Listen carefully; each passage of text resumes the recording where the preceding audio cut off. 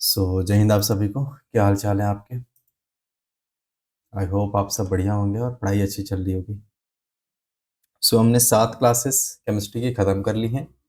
ये 8वां क्लास होने वाला है। जिन बच्चों ने अब तक नहीं देखा है आप जा कर के देखिए और इसको देखने के बाद ना पीवाईक्यू लगा ही लो, मैं तो कहता हूँ। जिन बच्चों ने लगाया इन्होंने मैसेज करा था कि सर फिर तो पीवाईक्यू हमें ऐसा लग रहा है जैसे कुछ है ही नहीं पीवाईक्यू में। अभी सीजीएल टीयर 2 में पूछा हुआ था पिछले साल, -1 चार्ज है तो उसको हम क्या कह देते हैं? एनाइन कहते हैं। ठीक है, -1। ठीक है, उन्होंने पूछा था न्यूट्रॉन की खोज कब हुई थी? 1932 में। सारी चीजें मैं कवर करा रहा हूँ, तो जितना पढ़ा रहा हूँ ना उतना पढ़ लो। उसके अलावा ना किसी किताब की जरूरत है, ना किसी नोट की जरूरत है, कुछ भी नहीं। बस इतना पढ़ा रहा हूँ, अच्छे से पढ़ लो और कॉन्फिडेंट रहो। तुम पेपर में बहुत बढ़िया परफॉर्म करोगे, ये गारंटी है मेरी। ठीक है, चलो स्टार्ट करते हैं अच्छे नोट के साथ। पहला टॉपिक है, आज का जो टॉपिक रहने वाला है, आज हम पूरा कार्बन और कोवेलेंट बॉन्ड, ये दो चीजों को समझेंगे बहुत अच्छे से, बेहतरीन तरीके से। ठीक है, तो सबसे पहले कोवेलेंट बॉन्ड समझो। हमने कल के क्लास में आयोनिक बॉन्ड समझ लिया था कि भाई साहब एक को जरूरत है और एक के पास अधिक है तो क्या करेगा, वो दे देता था। जैसे हमने देखा था Na+ वाला और Cl- वाला। क्या है Na के पास? 2 8 1 है, इसके पास एक एक्स्ट्रा है। Cl के पास क्या था? 2 8 7 था, इसको एक जरूरत थी तो इस भाई ने इसको दे दी और NaCl बन जाता था। और ऐसे बॉन्ड को आयनिक बॉन्ड कह देते थे। मतलब इसमें क्या होता था, आप देखो, पूरा का पूरा इलेक्ट्रॉन दे रहा है और ये पूरा का पूरा इलेक्ट्रॉन ले रहा है। ठीक है ना, इसमें कहीं झोलमोल नहीं है कि हाँ भाई चलो सब साझा कर लेते हैं, तुम अपने ही पास रखो लेकिन मैं तुम्हारे साथ जुड़ जाता हूँ। ठीक है, ऐसा नहीं है, तुम मुझे दे दो मैं अपना घर बना लूंगा। ऐसा कुछ चलता है इनका सीन आयनिक बॉन्ड में। लेकिन कोवैलेंट में क्या हो जाता है ना, साझा करके चीजें चलती है। उदाहरण के तौर पर थोड़ा समझो यहाँ पर। जैसे आपको कार्बन के बारे में पता है कि परमाणु संख्या होती है 6, उसको हम कैसे लिखते हैं? 1s2 2s2 2p2। जिन बाबों ने नहीं देखा अब तक वीडियोज ना, वो जा करके देख लो प्लीज, क्योंकि ये सारी चीजें मैं करा चुका हूँ। जो देख रहे हैं ना उनके लिए ये सारी चीजें आसान लगेंगी, तो देख लो। बिल्कुल बेसिक से लेकर के एडवांस लेवल तक गया हूं मैं। किसी भी एग्जाम में बैठ जाना तुम इसके बाद, अगर उसमें केमिस्ट्री आता है, वैसे ही सारे सब्जेक्ट के लिए मैं करूंगा। अगर वो आता है, उसके बाहर कुछ भी नहीं आएगा। ठीक है, इतना बेहतरीन चीजें पढ़ा रहा हूँ, पढ़ लो अच्छे से प्लीज। कार्बन 6, 1s2 2s2 और 2p2। आप देख सकते हैं कि सेकंड ऑर्बिट में टोटल कितने इलेक्ट्रॉन है? 4 इलेक्ट्रॉन। यानी कार्बन को कितने और चाहिए? 4 इलेक्ट्रॉन। भाई साहब यहाँ तो गड़बड़ हो गया। ठीक है, अगर 5 होता, 6 होता, 7 होता तो 1 2 3 ले लेता। अगर 1 होता, 2 होता, 3 होता तो आसानी से ये दे देता और अपना ऑक्टेट पूरा कर लेता। लेकिन भाई इसके पास तो 4 है, जितना है उतना ही जरूरत चाहिए, अब देगा कौन? ठीक है, तो हुआ क्या कि इस केस में प्रकृति ने एक नया रास्ता निकाला। बोला कि प्रकृति सबको सेट कर देती है। प्रकृति मतलब नेचर। ठीक है, गलत नहीं लेना है, नेचर की मैं बात कर रहा हूँ। सो इसमें होता क्या है कि 4 इलेक्ट्रॉन इसके पास है, कार्बन के पास। कार्बन कहता है कि यार कोई दे नहीं रहा है, ठीक है, तो क्या करें? कार्बन क्या करा कि उसने खुद के साथ ही बॉन्ड बना लिया। बोले कि यार कार्बन तुम भी तो मेरे जैसे हो, तो दूसरा कोई हम दोनों को सहारा देगा नहीं, तो हम एक काम करते हैं, एक दूसरे के सहारा बन जाते हैं। तो कार्बन वाले के पास भी 4, इस कार्बन के पास भी 4, दोनों क्या कर लिए? साझा कर लिए। ठीक है, साझा कर लिए। ऐसा और में भी होता है, ऐसा नहीं है कि सिर्फ एक में ही होता है।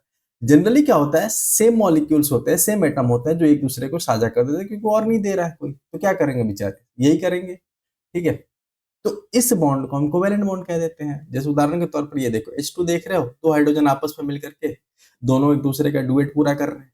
ठीक है, ये क्लोरीन एक दूसरे से मिलकर के ऑक्टेट पूरा कर रहे हैं, वैसे ही ये। अच्छा, एक और चीज देखना कि अगर दोनों एक जैसे एटम, जैसे यहाँ ऑक्सीजन ऑक्सीजन हो गया, यहाँ कार्बन कार्बन हो गया, तो जब एक ही मॉलिक्यूल हो या एक ही एटम हो दोनों, ठीक है, तो हम ऐसे बॉन्ड को हम इंट्रामोलिकुलर कह देते हैं। इंट्रा मतलब होता है एक में ही। जैसे ये एक सेल है, इसी के अंदर कुछ हो रहा है तो इंट्रा सेलुलर कह देंगे। अब दो सेल के बीच में हो रहा है तो क्या कह देते हैं? Inter cellular. उदाहरण के तौर पर अगर दो देश के बीच में कोई मैटर है तो क्या कह देते हैं? इंटरनेशनल। ठीक है, इंटर, इंटर माने दो के बीच और नेशनल मतलब दो देशों के बीच। यही बात आपको यहाँ समझनी है। अगर आपसे कह रहा है इंटर मॉलिक्यूलर यानी दो अलग अलग मॉलिक्यूल, इंट्रा मॉलिक्यूलर मतलब सेम ही मॉलिक्यूल। ठीक है, ये चीज आपको ध्यान रखनी है। अब आप कोवेलेंट बॉन्ड आई होप समझ गए होगे। देखो कोवेलेंट बॉन्ड के और भी कुछ कैरेक्टरिस्टिक होते हैं, कुछ विशेषताएं होती है, जैसे इसका जो बॉइलिंग पॉइंट और मेल्टिंग पॉइंट होता है वो काफी लो होता है। आयनिक में आपने देखा था कि उसमें क्या था, काफी हाई था। और ये पुअर कंडक्टर होता है, इससे बिजली या ऊष्मा पास नहीं कर सकते, बहुत मुश्किल होती है। ठीक है, उसके अलावा हम वहां देख रहे थे कि एक हमेशा मेटल होता था आयनिक बॉन्ड में और एक नॉन मेटल होता था। ठीक है, या कुछ भी होता था, लेकिन यहाँ जो होता है ना जनरली नॉन मेटल्स ही होते हैं। देखो आप यहाँ हाइड्रोजन, ये क्लोरीन क्या है, नॉन मेटल है, ये देखो नॉन मेटल, ये देखो पूरे नॉन मेटल, ये सारे सारे नॉन मेटल। ठीक है, तो ये सारे नॉन मेटल हो जाते हैं। कई बार क्या होता है, एक बात ध्यान रखनी है, इलेक्ट्रॉन मतलब इलेक्ट्रॉन पेयर का साझा हो रहा है। जैसे उदाहरण के तौर पर ये दो कार्बन जुड़े हुए हैं, ठीक है, तो एक यहाँ इसका इलेक्ट्रॉन, एक इसका इलेक्ट्रॉन, दोनों मिलकर के बॉन्ड बना रहे हैं ना, तो एक पेयर इलेक्ट्रॉन हो गया ना भाई। अगर अगर दो पेयर इलेक्ट्रॉन साझा कर लें, ऐसे दो पेयर, ठीक है, दो इसके बाहर में, दो इसको चाहिए, दो इसको चाहिए, जैसे उदाहरण के तौर पर ऑक्सीजन के बारे में समझो। ऑक्सीजन का सॉरी, ये ठीक नहीं, फिर भी मैं कर रहा हूँ, तुम भी एफर्ट लगा रहे हो इसलिए। ऑक्सीजन का परमाणु संख्या 8। कैसे लिखते हैं इसको, 1s2, 2s2 और 2p4, ऐसे लिखते हो ना। इसके बाहर में कितने, 6, रिक्वायर्ड कितने हैं, 2। तो इसको क्या करना पड़ेगा, जैसे मान लो यहाँ फिगर बनाए हम, ये ऑक्सीजन है, इसके बाहर में कितने हैं, 2 2 4 2 6। अब इसको पूरा करने के लिए 2 और चाहिए। ठीक है, तो ये बेचारा क्या करता है, ये भी कहता है कि यार सब एक दूसरे का साथ दे रहे हैं, अपना अपना देख रहे हैं, तो तुम भी हमारा देख लो। तो ये ऑक्सीजन क्या करता है, दूसरे वाले ऑक्सीजन से बोलता है कि हम दो दो इलेक्ट्रॉन साझा कर लेते हैं। तो यहाँ ध्यान से देखो, एक इलेक्ट्रॉन इसका, एक इलेक्ट्रॉन इसका, दो इलेक्ट्रॉन हो गए, एक इलेक्ट्रॉन इसका, एक इलेक्ट्रॉन इसका, दो इलेक्ट्रॉन हो गए। तो यहाँ दो पेयर इलेक्ट्रॉन साझा हो रहे हैं, ध्यान दे रहे हो, दो जोड़े इलेक्ट्रॉन साझा हो रहे हैं। तो जब दो जोड़े इलेक्ट्रॉन साझा होंगे तो दो बॉन्ड बनेंगे। इन दो बॉन्डों को हम डबल बॉन्ड कहते हैं या डबल कोवेलेंट बॉन्ड कहते हैं। आज तक ये चीजें समझ में आई थी तुम्हें, सही बताना ईमानदारी से। अगर ऐसे ही तीन की जरूरत होती तो तीन बनाते हैं, ट्रिपल बॉन्ड कह देते। ठीक है, एक एक पेयर की जरूरत है तो सिंगल बॉन्ड कर देते। क्या ऐसे तुम्हें कोई समझाया, जरा बताना मुझे। ठीक है, ये सारे एग्जांपल दिए हैं, किसमें सिंगल बॉन्ड, किसमें डबल बॉन्ड, किसमें ट्रिपल बॉन्ड, ये हम बाद में देख लेंगे, सारे आगे मिलेंगे। अच्छा, अब आ जाते हैं आज के मेन मुद्दे पर। कार्बन के बारे में हम जानते हैं, ठीक है। कार्बन और उसकी प्रॉपर्टीज, उसकी विशेषताएं क्या है, इतना खास क्यों है कार्बन, थोड़ा समझना। तुम्हें पता है कि कार्बन क्या है, इसका जो एटॉमिक नंबर होता है, परमाणु संख्या, वो 6 होता है और 12 उसका परमाणु भार होता है। हम देख चुके हैं, मैं आपको क्लास में बता चुका हूं। और ये पी ब्लॉक में पाया जाता है। क्यों पी ब्लॉक में पाया जाता है, जरा बताना। क्योंकि इसका लास्ट इलेक्ट्रॉन पी वाले डब्बे में जाता था, याद आ रहा है, पी वाले बिस्तर चाहिए, एस वाला फुल हो जाता था। तो सारी बातें मैं बता चुका हूँ, जिन बच्चों ने नहीं देखा है प्लीज देख लो, बहुत अच्छे से करा है एक एक कंसेप्ट। ठीक है, और अब जो भी सवाल होने हैं ना, वो कंसेप्ट के दम पर ही होना है। अच्छे अच्छे लोग इसमें हार मान लेंगे। ठीक है, सो कार्बन की बात कर रहा था, तो ये तो पी ब्लॉक हो गया और एटॉमिक संख्या 6 हो गया। उसके अलावा कार्बन जो होता है वो नॉन मेटल होता है। मेटल उसको कहते हैं जो इलेक्ट्रॉन डोनेट कर रहा था, जो दानी था, जो जिसका दिल बड़ा था। ठीक है, लेकिन ये क्या है, बेचारा साझा साझा करके काम चला रहा है। ठीक है, अब देखो पी ब्लॉक मैंने लिख दिया है। एक और बात है, जिस ग्रुप में ये था उसको 4A ग्रुप कह रहे थे, याद आ रहा है आपको, ऊपर ऊपर वाले को ए कह रहे थे, नीचे वाले को बी कह रहे थे। और जिसके बाहर में 4 था उसको 14वां ग्रुप, जिसके बाहर में 3 था उसको हम 13वां ग्रुप, ऐसे करके हम देख रहे थे 18 ग्रुप।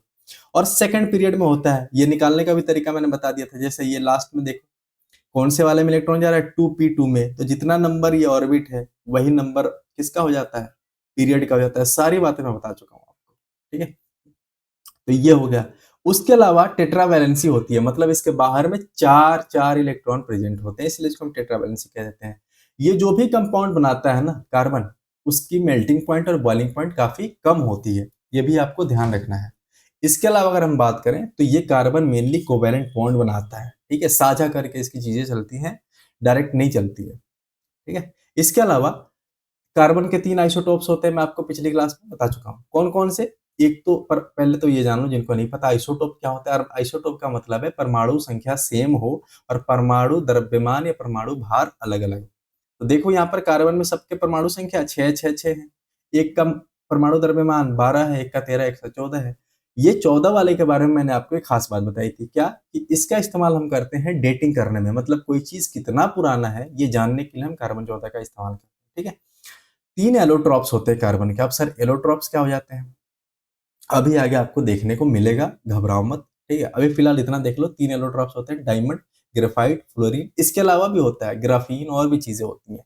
बट मेन हमारे जो सिलेबस में वो 3 है। 3 अलग-अलग रूप में कार्बन पाया जाता है। अभी पढ़ेंगे, थोड़ा देर रुक जाओ, सब पढ़ेंगे। और उसके अलावा क्या है, आइसोमरिज्म फीचर इसमें होता है। आइसोमरिज्म फीचर मतलब क्या हो जाता है कि सेम फॉर्मूला, सेम सब कुछ, लेकिन स्ट्रक्चर अलग-अलग। ठीक है, यही कार्बन एक जगह गोल बना हुआ है, एक जगह ऐसे लंबा सा है, एक जगह लेटा हुआ है, एक जगह ऐसे पतला सा है, मतलब अलग-अलग स्ट्रक्चर, एक ही फॉर्मूला, एक ही सब कुछ, एक ही चीज से बना है, लेकिन शेप अलग-अलग है, कैरेक्टरिस्टिक अलग-अलग है, फिजिकल कैरेक्टरिस्टिक, केमिकल सारे सेम है। समझ रहे हो? उसको हम आइसोमरिज्म कह देते हैं। अब उसके अलावा हम बात करें कुछ और चीजें, जैसे एक डेटा देख लो, क्रस्ट जो है ना, पृथ्वी का ऊपरी सतह को हम क्रस्ट कहते हैं, इतना तो पता ही होगा, नहीं पता तो जाके मेरा वन शॉट देखो। तो क्रस्ट वाले क्षेत्र में 0.02% पाया जाता है कार्बन, और एटमॉस्फेयर में तुमने सुना होगा कि 78% के आसपास नाइट्रोजन गैस, 21% के आसपास ऑक्सीजन गैस, और 0.03% के आसपास कौन सा पाया जाता है, आपका कार्बन कार्बन कार्बन गैस पाया जाता है। किसके फॉर्म में? कार्बन डाइऑक्साइड के फॉर्म में। ठीक है, ये बेसिक जानकारी हो गई। कुछ और प्रॉपर्टीज हैं, देख लो। कार्बन क्या कहता है कि भाई साहब, मेरे बाहर में तो 4 हैं, ना तो मैं किसी से ले सकता हूँ, ना मैं किसी को दे सकता हूँ। अगर दूंगा तो पूरा पूरा सिस्टम मिल जाएगा मेरा। ठीक है, और अगर ले रहा हूं तो मुझे कम से कम 4 चाहिए। तो नो लॉस नो गेन, ना देना ना लेना, मगन रहना, ये कार्बन के गुण है। तो कार्बन क्या कर लेता है बेचारा? शेयर कर लेता है। क्या कर लेता है? Share, electron 4। ठीक है। अच्छा, इसके ना कई सारे गुण हैं, गुणों के गुण बेचारे कार्बन के गुण। यहाँ देखो, उस गुण को वर्सेटाइल नेचर कहते हैं। वर्सेटाइल, जैसे नाम सुना होगा ना, वर्सेटाइल एक्टर है, मतलब अलग अलग काम कर लेता है, अलग अलग एक्टिंग कर लेता है, अलग अलग रोल कर लेता है, और बहुत तगड़े तरीके से। वैसे ही कार्बन है, अलग अलग काम करता है भाई। देखना कैसे, इसके दो सबसे मेन प्रॉपर्टीज हैं। ठीक है, पहला है कैटिनेशन प्रॉपर्टी, दूसरा है टेट्रावैलेंसी प्रॉपर्टी। सर क्या ही आपने ग्रीक में बोल दिया, अभी बताता हूँ। ठीक है, कार्बन जो है, इन्हीं दो गुणों के कारण ये मतलब मिलियंस ऑफ मॉलिक्यूल बनाता है, हजारों लाखों करोड़ों मॉलिक्यूल कार्बन के तुम्हें देखने को मिल जाएंगे। ठीक है, सिर्फ इन्हीं गुणों के कारण। दो गुण इसके ऐसे हैं, समझो क्या है वो दोनों गुण। सबसे पहला जो गुण है उसका नाम है कैटिनेशन प्रॉपर्टी। ठीक है, क्या नाम है उसका? कैटिनेशन प्रॉपर्टी, हिंदी में कह देते हैं श्रृंखलन गुण। तो क्या होता है सर श्रृंखलन गुण? नाम से पता चल रहा है हिंदी में कि ability of carbon atoms to bond with other carbon atoms to form long chain, branch chain और रिंग। मतलब कि एक कार्बन दूसरे कार्बन के साथ मिलकर के एक बड़ा चेन बनाने की ताकत रखता है। समझ रहे हो कि अगर कोई नहीं मिला ना, तो हम अपने लोगों को पकड़ेंगे और एक साथ हाथ जोड़ करके चेन बनाकर खड़े हो जाएंगे, ये कार्बन कहता है। और इस गुण को हम कैटिनेशन प्रॉपर्टी कह देते हैं। क्या कहते हैं? कैटिनेशन या श्रृंखलन गुण कह देते हैं, मतलब श्रृंखला बना लेता है। अब वो श्रृंखला कैसा हो सकता है? वो सिंपल एक चैन हो सकता है, जैसे सी सी सी सी ऐसे, या एक ब्रांच हो सकता है। ब्रांच मतलब एक सी एक ऊपर निकल गया, एक इधर निकल गया, एक इधर निकल गया, तो ये ब्रांच हो गया। या रिंग हो सकता है, मतलब एक ऐसे सी, एक ऐसे सी, एक ऐसे सी, एक ऐसे सी। तो अनेकों रूप हैं इसके, देख सकते हो आप कार्बन के। ठीक है, उसी के उदाहरण यहाँ पर लिखे गए हैं। जैसे चेन का उदाहरण देख लो, प्रोपेन। पढ़ेंगे कैसे इसका नामकरण होता है, ये भी हम पढ़ेंगे। प्रोपेन, बस यहाँ देख रहे हो आप, सिंपल खुला सा है, चेन जैसा है। और यहाँ देखो एक ब्रांच निकल गया ना, आइसोप्रोपेन। अच्छा, अगर इसमें से क्या हो जाए, दो ब्रांच निकल जाए, मान लो ये सी सी सी सी, तो हम इसको क्या कह देते हैं? ठीक है, इसको क्या कहते हैं बताओ? तो इसको हम कह देते हैं ये आइसोप्रोपेन नहीं होता, ये आइसोब्यूटेन होता है, क्योंकि 4 कार्बन है ना। यहाँ लिख लेना आइसोब्यूटेन, आइसोब्यूटेन। ठीक है, तो अगर ये 5 कार्बन है तो हम क्या कह देते हैं? नियो। ठीक है, नियो लगा देते हैं, और 5 कार्बन है तो 5 पेंटेन। तो हम क्या करते हैं, एक ब्रांच के लिए आइसो और 2 ब्रांच के लिए नियो लगा देते हैं। उसके अलावा अगर हम रिंग की बात करें तो देखो, रिंग शेप में कैसे मिलते हैं, ये देख रहे हो आप, एक तरीके से रिंग बन गया, ये हो गया साइक्लोहेक्सेन, मतलब सब में single single single single bond है। एक स्ट्रक्चर आपने खूब सुना होगा बेंजीन के बारे में, तो उसमें क्या होता है, अल्टरनेट, मतलब एक डबल बॉन्ड फिर सिंगल बॉन्ड, एक डबल बॉन्ड एक सिंगल बॉन्ड, एक डबल बॉन्ड एक सिंगल बॉन्ड। इसको हम डिटेल में पढ़ेंगे आगे, अभी तो ये सिर्फ भूमिका बांधी जा रही है, तुम्हें टीजर दिखाया जा रहा है, क्या क्या जानना है देखो। अब कैटिनेशन प्रॉपर्टी में ना, तुमने समझ लिया कि क्या होता है, कि लंबा सा चेन बना सकता है कार्बन। अब देखो, कार्बन के और भी 2 टाइप होते हैं मेनली, इस कैटिनेशन प्रॉपर्टी के आधार पर 2 अलग अलग गुटों में बांटा गया। पहले का नाम है alkane, sorry saturated carbon compound, दूसरे का नाम है unsaturated carbon compound. Saturated carbon compound उसको कहते हैं जो सिर्फ कार्बन और कार्बन के बीच में जब सिंगल बॉन्ड बनता है, उसको हम सैचुरेटेड कार्बन कंपाउंड कहते हैं। अगर मान लो कार्बन कार्बन दोनों जुड़े हुए हैं लेकिन उन दोनों के बीच में 2 बॉन्ड है, या कार्बन कार्बन जुड़े हुए हैं उन दोनों के बीच में 3 बॉन्ड है, तो ऐसा हो सकता है। इस केस में सर क्या कहते हैं, तो इस केस में हम इसको अनसैचुरेटेड कार्बन कंपाउंड कह देते हैं। अब देखो सैचुरेटेड कार्बन कंपाउंड का सबसे बढ़िया उदाहरण होता है अल्केन। अल्केन में क्या होता है, इसी का यही होता है अल्केन। ये क्या कहलाता है, अल्केन। कार्बन और कार्बन दोनों के बीच में एक बॉन्ड, क्या है, एक बॉन्ड, अकेला है तो अल्केन। ठीक है, अकेला है तो अल्केन। अब जब अल्केन लिखोगे ना तो उसका फॉर्मूला ये होता है। सर जी क्या फॉर्मूला लिख दिया, अगर तुम सच में ईमानदारी से 10वीं पास करके आए बेटा तो ये फॉर्मूला में दिक्कत नहीं होनी चाहिए। कैसे, देखो CnH2n+2 मतलब क्या है सर, इसको याद रखने का मैं तरीका बताऊंगा, देखना कितना आसानी से याद भी हो जाएगा। कि जितना भी आप कार्बन रखोगे रख दो, जैसे C की जगह पर मान लो N की जगह पर हमने 5 रख दिया, तो H की जगह पे क्या रखना पड़ेगा, 2 × 5 और +2। तो ये क्या हो जाएगा बताना जरा, C5H, 5 दूना 10 और 2 12, बोर्ड मास पढ़ा है ना 12, तो C5H12। अच्छा 5 कार्बन है ना तो इसको हम पेंट कह देते हैं, 5 कार्बन के लिए पेंट। और जब अल्केन आता है ना तो लास्ट के 3 अक्षर चुरा लो, N है ना तो N जोड़ दो, पेंटेन, खत्म हो गई बात। ये सैचुरेटेड कार्बन होता है।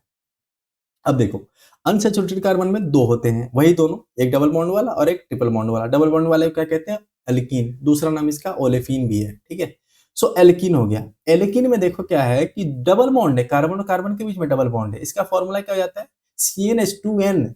सर कैसे होगा ये जरा दिखाना, तो इसका एग्जांपल देख लो। जैसे C की जगह पर, N की जगह पर 5 रख दिया, और 5 रखते हैं यहाँ क्या आ जाएगा, 2 × 5 = 10, तो C5H10। ठीक है, C5H10 ये क्या कहलाएगा सर, 5 कार्बन है तो पेंट लिख दो, और इसके 3 अक्षर लास्ट के चुरा लो, मतलब ENE, पेंटीन हो गया। अब देखो यहां पर अल्काइन में क्या हो जाएगा कि इसमें ट्रिपल बॉन्ड होते हैं। क्या होते हैं, ट्रिपल बॉन्ड। ठीक है, याद रखने का एक तरीका बताऊं, देखो ए सबसे छोटा, उसके बाद होता है ना ई, तो ई थोड़ा सा बड़ा, और वाई सबसे लास्ट में आता है तो उससे भी बड़ा, याद हो जाएगा। तो ए में सिर्फ एक बॉन्ड, ई थोड़ा बड़ा है तो 2 बॉन्ड, और वाई सबसे बड़ा है तो 3 बॉन्ड। ठीक है, अब देखो यहां भाई 5 रख के देख लेते हैं सर, 5 रख दिया। अब यहाँ क्या आएगा, H, 2 × 5 = 10 और -2 क्या हो जाएगा, C5H8। ये क्या हो जाएगा सर, 5 है तो 5, और यहाँ लिख दें 5 के लिए पेंट, और अल्काइन है तो लास्ट का 3 अक्षर चुला के हम लिख देंगे पेंटाइन। इतनी बात अगर आपको समझ आ गई है तो बताओ, इतनी बात अगर आपको समझ आ गई है तो बताओ, मैं एक चीज यहाँ आपको बता देता हूँ, इसको हम याद कैसे रखें सर। देखो तुम पहले इसको देखो, ध्यान से देखना, अल्केन वाले को। अल्केन वाले में जब तुम देखोगे तो CnH2n+2 है, +2 है। इसमें से क्या करना है, सिर्फ हमारे को 2 घटा देना है। इसमें से जब तुम 2 घटाओगे तो क्या बच जाएगा, 2n+2 है, -2 करोगे तो क्या बच जाएगा, 2 से 2 खत्म हो जाएगा, 2n बच जाएगा। ये देखो 2n। अब इसमें से H वाले में से -2 कर देना, ये देखो -2 कर दिया, बस इतना ही करना है, हो गया याद। बताओ, पहले में +2 था, इसमें से 2 घटा दिया, अल्कीन बन गया, इसमें से 2 घटा दिया, अल्काइन बन गया। इतनी बात समझ आ गई। अच्छा, कार्बन के अलावा जो है ना और कोई ऐसा एलिमेंट नहीं है जो इतने मतलब ग्रैंड लेवल पर कैटिनेशन प्रॉपर्टी को शो करता है। थोड़ा बहुत हाइड्रोजन में देखा जाता है लेकिन फिर भी बहुत ज्यादा नहीं देखा जाता। ठीक है, आगे बढ़े, आगे बढ़े, चलो। सर एक प्रॉपर्टी तो आपने बता दी, कैटिनेशन की प्रॉपर्टी। अब जरा टेट्रा वैलेंसी बता दीजिए, क्या पता नहीं ग्रीक कह के समझा रहे थे। टेट्रा वैलेंसी नाम से पता चल रहा है, देखो बाबू, टेट्रा मतलब 4, वैलेंसी मतलब तुम्हें पता ही है। ठीक है, टेट्रा मतलब 4, और वैलेंसी तुम्हें पता ही है कि जो बाहर में हमारे को रिक्वायर्ड होता है 8 पूरा करने के लिए। तो कार्बन का जब आप ये निकालते हो इलेक्ट्रॉनिक कॉन्फ़िगरेशन, जो आप सीख चुके हो, बहुत अच्छे से सिखाया मैंने, तो उसमें क्या निकल के आता है कि बाहर वाले में सेकंड ऑर्बिट में 4 इलेक्ट्रॉन है, ये इसकी वैलेंसी है। अब ये चारों मिलकर के अलग अलग बॉन्ड बनाते हैं, इसको हम क्या कहते हैं, कोवैलेंट बॉन्ड। चारों अलग अलग बॉन्ड बनाते हैं, और इस कैरेक्टर को हम टेट्रावैलेंसी कह देते हैं। ठीक है, अब ये क्या हो सकता है, ये कार्बन जो है 4 अलग अलग कार्बन से भी मिलकर के बना सकता है, 4 अलग अलग हाइड्रोजन से भी मिलकर के बना सकता है, किसी 4 अलग अलग एलिमेंट से भी बना सकता है, और सेम से भी बना सकता है। ठीक है, इतनी बात आपको ध्यान रखनी है। दूसरा ये बात भी है, देखो कार्बन के पास ना नेचर ने बहुत कुछ दिया है, प्रकृति ने बहुत कुछ दिया है इसको। प्रकृति जब भी बोलूं तो नेचर की बात कर रहा हूं मैं। तो है क्या, कार्बन साइज में छोटा है, तुम पता है सिर्फ 2 ही ऑर्बिट है इसके, तो साइज में छोटा ही होगा, छोटा है। अब एक बात बताओ, जिसका ये न्यूक्लियस हो गया और ऑर्बिट सिर्फ इतनी ही है, 2, तो इसके इलेक्ट्रॉन क्या होंगे, पास-पास में होंगे, पास-पास में होंगे। तो ये आसानी से खींच सकेगा इनको, आसानी से खींच के रखता होगा अंदर की तरफ। तो इस कारण क्या हो जाता है ना, जो कार्बन के बॉन्ड है ना, वो काफ़ी स्ट्रॉन्ग होते हैं। क्यों? क्योंकि इसका साइज़ छोटा होता है बाबू, ये ध्यान रखना है। उसके अलावा कुछ उदाहरण देख लो ज़रा कार्बन के टेट्रावैलेंसी के। जैसे मान लो कार्बन है, कार्बन के बाहर में कितने चाहिए? कार्बन के बाहर में 4 इलेक्ट्रॉन है, ये 4 इलेक्ट्रॉन। अब इसको पूरा करने के लिए 4 चाहिए, तुम्हें पता है कि हाइड्रोजन का परमाणु संख्या कितना होता है? 1, तो उसका 1 ही इलेक्ट्रॉन है, 1 यहाँ रख दो, 1 यहाँ रख दो, 1 यहाँ रख दो और 1 यहाँ रख दो। ये क्या कहता है? कहता है कि सुनो हाइड्रोजन भाई, तुम चारों दे दो, 4 हाइड्रोजन है ना, 4 दे दो मुझे 1-1, ताकि मेरा पेट भर जाए। अब इसका पेट भर गया तो ये आप देख सकते हो, ये चारों इसका क्या हो जाएगा? इसके पास टोटल कितने इलेक्ट्रॉन हो गए? एक जोड़ा यहाँ पर, एक जोड़ा यहाँ पर, एक जोड़ा यहाँ पर और एक जोड़ा यहाँ पर, 8 इलेक्ट्रॉन पूरे हो गए। और हाइड्रोजन के को भी फायदा होता है, इसको कितने चाहिए? 2 ही चाहिए ना, इसको 2 ही चाहिए क्योंकि इसके मैक्सिमम 2 ही आ सकते हैं फर्स्ट ऑर्बिट में। तो 2 चाहिए तो इसको भी 2 मिल गए, ठीक है? 2 मिल गए तो दोनों को फायदा हो जाता है। तो ऐसा इसको हम क्या कहते हैं? मीथेन कह देते हैं। मीथेन में आप देख सकते हो सिंगल, सिंगल, सिंगल 4 बॉन्ड है। कई बार क्या हो जाता है, और आप यहाँ देख सकते हो कि यहाँ क्या हाइड्रोजन के साथ बॉन्ड बनाया है, ठीक है? एक ही तरह के कंपाउंड है, एलिमेंट्स है। यहाँ क्लोरीन के साथ बॉन्ड बनाया है, किसी के साथ भी बना सकता है वो। अगर वही काम वो ऑक्सीजन के साथ करता है, तो तुम्हें पता है कि ऑक्सीजन में क्या है? बाहर में 6 है, बाहर में 6 है। तो वो क्या कर सकता है, उसको 2 चाहिए तो कहेगा कार्बन देखो भाई मैं 1 नहीं दूँगा तुम्हें, तुम्हें लेना है तो 2 लो, 2 जोड़ा हम साझा करते हैं, ताकि मेरा भी पेट भर जाए और तुम्हारा भी भर जाए। तो जैसे ये कार्बन था, इसके बाहर में कितने थे? 4, ये देखो, ठीक है? ये हो गया 4। ये क्या करता है? कहता है कि देखो मेरा एक जोड़ से पेट नहीं भरेगा, 2 ऑक्सीजन आ जाओ। ये 2 ऑक्सीजन आ गए, ये 2 ऑक्सीजन आ गए। तो इस ऑक्सीजन के पास भी तुम देखोगे तो क्या हो जाएगा? 6 इसके इलेक्ट्रॉन थे और 2 इससे माँग लिए, 8 हो गए और इसके भी 6 थे, 2 इससे ले लिए, 8 हो गए। हो गई बात खत्म, ये 2 हटा दो, 2 नहीं है। साझा कर लिया, 8-8 सबके हो गए पूरे, ठीक है? तो ये डबल बॉन्ड भी बना सकता है, सिंगल बॉन्ड भी बना सकता है, ये सारी बातें। अब देखो जो मीथेन हमने बनाया है ना, उस मीथेन का इस्तेमाल हम फ्यूल के तौर पर भी करते हैं, ठीक है? जैसे तुम आज के टाइम पर सीएनजी का नाम खूब सुनते होगे, बायोगैस का नाम सुनते होगे, स्टार मार्क कर लो। पूछा जाता है कि बायोगैस में सबसे मेजर जो कंपोनेंट है, वो कौन-सा है? तो वो मीथेन गैस होता है। सबसे ज़्यादा अमाउंट में मीथेन गैस होता है, और भी गैस होते हैं बायोगैस में, लेकिन सबसे ज़्यादा मीथेन गैस होता है। अब आ जाते हैं एलोट्रॉप्स पे। ये भी एक प्रॉपर्टी होती है कार्बन की, बहुत इंपॉर्टेंट है, ध्यान से देखना। क्या प्रॉपर्टी है सर? इसमें तुम देख सकते हो यहाँ साफ-साफ लिखा हुआ है। क्या लिखा हुआ है सर?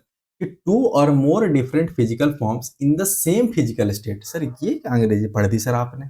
जैसे मान लो ये सुराही है, ये सुराही है, ये मान लो एक मग है और ये मान लो एक अ, कटोरी है, ठीक है? ज़रा मुझे एक बात बताना, इन तीनों में क्या कॉमन है? ये तीनों सॉलिड है सर, ठीक है? ये तीनों क्या है? सॉलिड है। तो जब सॉलिड है तो सबका तीनों का फेज अलग-अलग हो गया। लेकिन इन सबका फिजिकल फॉर्म यानी शेप अलग-अलग दिख रहा है तुम्हें? शेप अलग-अलग है ना? यही कैरेक्टर को मेलोट्रॉप कहते हैं। बताओ समझ आया कि नहीं आया? अगर ऐसे समझ आ जाए तो क्या ही कहना बताओ? ऐसे कोई समझा दे तो बताना। तो एलोट्रॉप तुम समझ गए क्या होता है कि सर फिजिकल स्टेज बिल्कुल सेम है, मतलब सॉलिड है तो सारे सॉलिड है, लेकिन उनके रूप अलग-अलग हैं, तो हम उसको एलोट्रॉप कह देते हैं। अब देखो इसमें वही बात यहाँ लिखा गया है, ऊपर में लिखा गया है और सेम दूसरे तरीके से क्या लिखा गया है कि फिजिकल प्रॉपर्टीज अलग-अलग होती हैं, लेकिन केमिकल प्रॉपर्टी बिल्कुल सेम होती है। कोई बदलाव नहीं केमिकल प्रॉपर्टी, ठीक है? उदाहरण के तौर पे कार्बन के कौन-कौन से, हम सिर्फ कार्बन देख रहे हैं तो कार्बन के बारे में पढ़ेंगे। जैसे कार्बन में कौन-कौन आ जाता है? डायमंड, ग्रेफाइट, फ्लोरीन, ग्राफीन, ठीक है? ये सारे आ जाते हैं। ग्राफीन हमारे को पढ़ना नहीं है, बट फिर भी हम थोड़ा बहुत ओवरव्यू देख लेंगे। अगर हम बात करें सर कोई और भी कंपाउंड, कोई और भी एलिमेंट है क्या जो एलोट्रॉप शो करता है, एलोट्रॉप के गुण पाए जाते हैं? हाँ सर, पाया जाता है। ऑक्सीजन में देखने को मिलता है, जैसे O2, O3, ठीक है? ये अलग-अलग ग्रुप है ऑक्सीजन के ही। जैसे O3 मतलब क्या हो जाता है? ओजोन का ये फॉर्मूला होता है O3। फास्फोरस 3 कलर में पाया जाता है। देख रहे हो ये रंग के आधार पर अलग-अलग हो गए ना? बाकी सब सेम है, लेकिन रंग बदल दिए इन्होंने। जैसे व्हाइट, रेड, ब्लैक, 3 के अलग-अलग रंग पाए जाते हैं, रूप पाए जाते हैं, ठीक है? ये होगा हमारा मेन आज का मुद्दा है, वो है कार्बन और कार्बन के एलोट्रॉप्स, तो हम उसी को देखेंगे, बाकी क्यों छेड़ना। कार्बन की अगर हम बात कर लें, देखो सबसे पहला जो एलोट्रॉप्स है वो सबसे इंपॉर्टेंट है, वो है डायमंड। खूब पढ़ा होगा तुमने और खूब सुना होगा।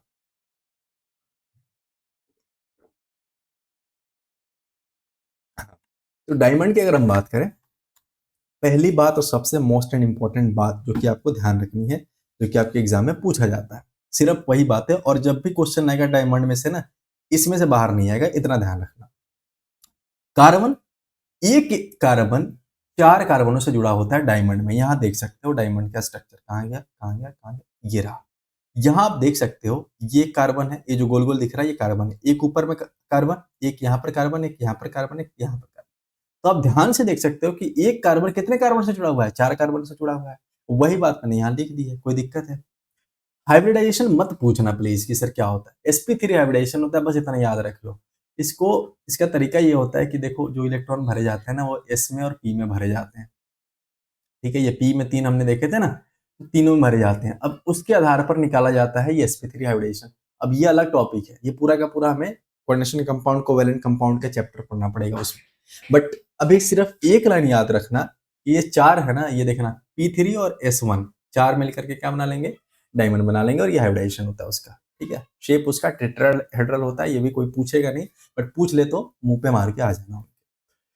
तो आगे बात समझ, 4 बॉन्ड बनाता है कार्बन कार्बन के साथ। और ध्यान रखना आयनिक नहीं, कोवैलेंट बॉन्ड। अगर स्टेटमेंट देकर के फ्रेम करके पूछ ले कोवैलेंट बनाता है कि आयनिक बनाता है, तो बोल देना कि सर कोवैलेंट बनाता है। इसके अलावा इस डायमंड का स्ट्रक्चर 3D होता है और रिजिड होता है, ये देख सकते हो आप, बिल्कुल रिजिड और 3D स्ट्रक्चर होता है। मतलब लेंथ, ब्रेड्थ और हाइट तीनों इसमें पाए जाते हैं।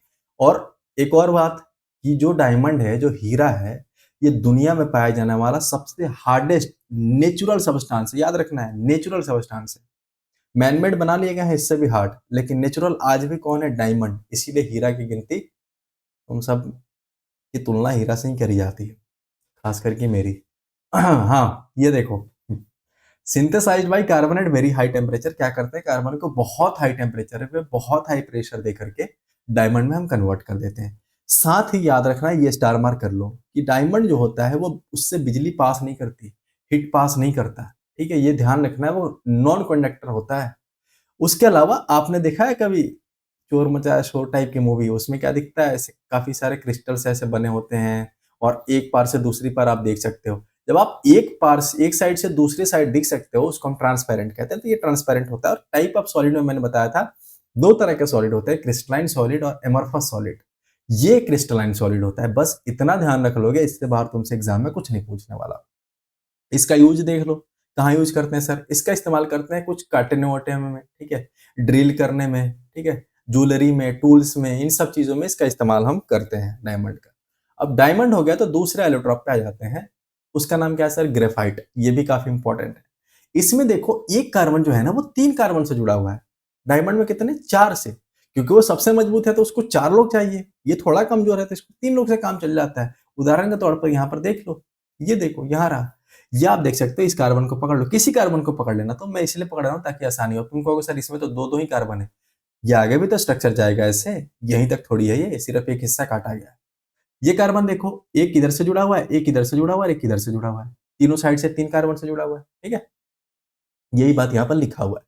तो 3 कार्बन हो गए, और इसका हाइब्रिडेशन sp2, बस इतना याद रखना है। स्ट्रक्चर जो आप देख रहे हो ना, उस स्ट्रक्चर को हम हेक्सागोनल अरे कह देते हैं। देख रहे हो आप, ये देख रहे हो आप, हेक्सागोनल होता है। ठीक है, ऐसे करके होता है। ये नीचे की तरफ भी ऐसे ही होता है। ठीक है, ऐसे होता है। तो आप देख सकते हो, इसी को हम हेक्सागोनल अरे कह देते हैं। आगे बढ़ जाए तो इसका जो एक बॉन्ड होता है ना, चूंकि तुम्हें पता है कार्बन को पूरा करने के लिए 8 इलेक्ट्रॉन चाहिए। अब 8 इलेक्ट्रॉन के लिए कार्बन को 4 बॉन्ड बनाना पड़ेगा। ठीक है, 4 बॉन्ड बनाएगा तभी तो 8 8 इलेक्ट्रॉन उसको मिलेंगे, 4 4 जोड़े बनेंगे इलेक्ट्रॉन। तो होता है क्या, तुम तो यहाँ देख रहे हो एक कार्बन 3 ही कार्बन से जुड़ा हुआ है, तो यहाँ एक जो कार्बन है ना, वो डबल बॉन्ड बना लेता है। ठीक है, ताकि उसका पेट भर जाए और 8 इलेक्ट्रॉन उसको मिल जाए, ये भी ध्यान रखना है। और ग्रेफाइट जो है, ये स्टार मार्क कर लो, 9 स्टार कर लेना इसके। ग्रेफाइट जो है एक ऐसा नॉन मेटल है, प्लस कार्बन का ऐसा एलोट्रॉप है इकलौता, जो कि क्या है, गुड कंडक्टर होता है, इससे बिजली पास कर सकती है। और ये स्मूथ और स्लिपरी स्लिपरी होता है, मतलब पकड़ोगे तो ये फिसलेगा। ठीक है, और इसके जो लेयर्स होते हैं ना, जो आप देख रहे हो ना, ऐसे हेक्सागोन नीचे रखा है, उसके नीचे एक और हेक्सागोन रखा है, उसके नीचे एक और हेक्सागोन रखा है। तो इनके बीच में ना एक फोर्स होता है, फोर्स ऑफ अट्रैक्शन, जिसको हम कह देते हैं वांडर वाल फोर्स। ठीक है, तुम्हें पता है ना, अगर दो चीज जुड़े हुए हैं तो कोई एक बल लग रहा होगा जो एक दूसरे को खींच करके रखा होगा। ठीक है ना। तो इसमें जो बल पाया जाता है उसको वान डेर वाल फोर्स कहते हैं। इंपॉर्टेंट नहीं है, बट फिर भी मैं आपको इसलिए बता रहा हूँ, अगर लेवल अप कर देना तो भी आप उसको दिखाकर चले आओ कि सर हमारा लेवल इतना है, हम नहीं डरने वाले तुम्हारे सवाल से। ठीक है, तो ये हो गया आपका लेयर वान डेर वाल फोर्स का। अब देखो ये कैसा होता है, ब्लैक होता है, ओपेक होता है। ओपेक मतलब एक साइड से दूसरे साइड नहीं देख सकते। अच्छा, इसको कहाँ दिखेगा सर ग्रेफाइट, जरा बताना मुझे। जो आप पेंसिल यूज करते हो ना, उस पेंसिल के जो लीड होता है जो ब्लैक कलर का जिससे आप लिखते हो ना, वो ग्रेफाइट का बना होता है। तो क्या आप देख सकते हो वो सॉलिड होता है, पहली बात। दूसरा वो ब्लैक कलर का होता है, जनरली ग्रे ब्लैक होता है। ठीक है, तीसरा क्या वो ओपेक होता है। ओपेक मतलब कि आप क्या उसके आर पार देख सकते हो, बिल्कुल नहीं देख सकते। सॉफ्ट होता है, देखना टच करके वो सॉफ्ट होता है, हालांकि उसमें थोड़ा बहुत क्ले भी मिलाया जाता है, यहाँ पर लिख के लाया हूं मैं। ठीक है, क्ले मिला दिया जाता है, मिट्टी मिला दिया जाता है। ठीक है, इसका इस्तेमाल कहाँ करते हैं सर, लुब्रिकेंट मतलब किसी चीज को मुलायम करने में, इलेक्ट्रोड के तौर पर। जो आप बैटरी बचपन में देखे होगे ना, जो डलता था वो रेडियो वगैरह में, बैटरी मोटा सा, उसमें से तोड़ने के बाद एक रॉड जैसा निकलता था। तो जो रॉड निकलता था ना वो काला सा होता था। वो काला किसका बना होता था, ग्रेफाइट का बना होता था। ये भी ध्यान रखना आपको, पेंसिल में भी किया जाता है। तीसरा जो स्ट्रक्चर आता है वो आ जाता है फ्लोरीन। फ्लोरीन क्या होता है सर, नाम बड़ा अजीब सा लग रहा है इसका, फुला फुला सा। तो फ्लोरीन जो होता है वो 60 कार्बन का बना होता है। और भी कंपाउंड मिल गए हैं 60 कार्बन के, लेकिन जो सबसे पहला मिला था वो फ्लोरीन मिला था। ठीक है, ये कैसा होता है सर, तो ये फुटबॉल के शेप का होता है। जलाओ देख लो, ये भी देख लो, ये देख रहे हो फ्लोरीन कैसा है, फुटबॉल के शेप का है। दूसरी चीज, एक और चीज यहाँ नोटिस किया होगा तुम, कि यहाँ देखो ये वाला कार्बन जो है, एक कार्बन कितने कार्बन से जुड़ा हुआ है, एक यहाँ, एक यहाँ, एक यहाँ, यानी सर ये भी 3 कार्बन से जुड़ा हुआ है। तो क्या सर इसका भी हाइब्रिडेशन sp2 होता होगा, हाँ जी, बिल्कुल सही पकड़ा आपने। इसका भी हाइब्रिडेशन क्या हो जाता है, sp2 ही होता है। ये देखो यहाँ लिखा हुआ है sp2। इसके अलावा आपने देख लिया ना, जब इसको शुरू शुरू में बनाया गया था ना, तो बक मिस्टर फ्लोरीन नाम के एक साइंटिस्ट हुए, उन्हीं के नाम पर फ्लोरीन, उन्हीं के नाम पर इसका नाम फ्लोरीन रखा गया। उन्होंने इसको डिजाइन किया था। लेकिन सबसे पहले डिस्कवरी अगर आपसे पूछ देना, तो सबसे पहले डिस्कवरी करी थी किसने, हेरोल्ड क्रोटो, रॉबर्ट कर्ल और रिचर्ड स्मेली में। ठीक है, स्मेली ने, इन्होंने क्या करा था, डिस्कवरी करी थी फ्लोरीन की। कब करी थी, ये देख लो आप, ये करी थी आपके 19 95 में। ठीक है, थोड़ा कंफ्यूजन है मुझे, 1985 सा लग रहा था। हाँ 1985 होगा। ये कब करा था, 1985 में। और इनको, ये जो तीनों साइंटिस्ट हैं, इनको नोबेल प्राइज मिला 1996 के आसपास। एक बार ये ईयर कंफर्म कर लेना, ये ईयर कंफर्म है कि 1985 में इन्होंने इसकी खोज करी थी। अच्छा, इसका इस्तेमाल कहाँ करते हैं सर, आज के टाइम पर एक नैनो टेक्नोलॉजी शुरू हो गई है, उसमें इसका इस्तेमाल होने लगा है। मत जानो क्या होता है, ड्रग डिलीवरी, सुपर कंडक्टर, इन सब में इसका इस्तेमाल होता है। इंपॉर्टेंट नहीं है, बस जो ऊपर इंपॉर्टेंट है वो एक लाइन याद रखना, ये बस, ये ज्यादा इंपॉर्टेंट है, यहीं से सवाल आएगा। अब इतना बात हो गया, देखो 3 हमने देख लिया ना फ्लोरीन, एक होता है ग्राफीन। ग्राफीन के बारे में भी थोड़ा सा जान लो, ताकि थोड़ा आपको आसानी हो जाए कि सर ग्राफीन क्या होता है, नहीं तो तुम्हारे पेट में दर्द होता रहेगा कि सर ने बताया नहीं, बोल के छोड़ दिया। आई थिंक यहाँ पर, हाँ ये रहा। ग्राफीन जो होता है ना, वो क्या होता है, ग्रेफाइट का ही बना होता है, इसलिए इसको अलग नहीं पढ़ते हैं, मान लेते हैं कि ग्रेफाइट ही है एक तरीके का। तो एक लेयर जब तुम ग्रेफाइट का ले लोगे ना, जो ग्रेफाइट कैसे देख रहे थे, ऐसे हेक्सागोन था ना, तो एक लेयर इसका ले लो। ठीक है, एक लेयर ले लो, उस लेयर को हम ग्रेफिन कह देते हैं। ये ट्रांसपेरेंट होता है, ध्यान रखना है। और ये एक्सट्रीमली स्ट्रांग होता है, बहुत मजबूत होता है।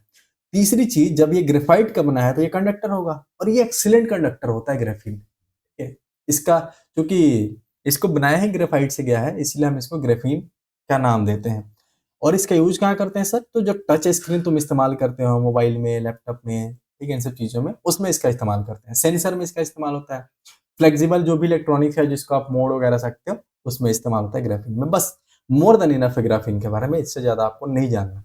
वापिस आते हैं अपने टॉपिक पर, और थोड़ा सा आप जानते हैं आगे की बातें। आगे की बातें क्या है सर, तो आइसोमरिज्म देख लेते हैं, स्ट्रक्चरल आइसोमर क्या होते हैं। देखो, आइसोमर मतलब ये होता है कि जब दो अलग अलग कंपाउंड है, उनका मॉलिक्यूलर फार्मूला सेम है, लेकिन उनका स्ट्रक्चर अलग अलग है। उदाहरण के तौर पर, सर ये आपने क्या बात कह दी, ये देखो, ये क्या है, इसका नाम है एन ब्यूटेन, एन का मतलब नॉर्मल ब्यूटेन, और ये होता है आइसोब्यूटेन।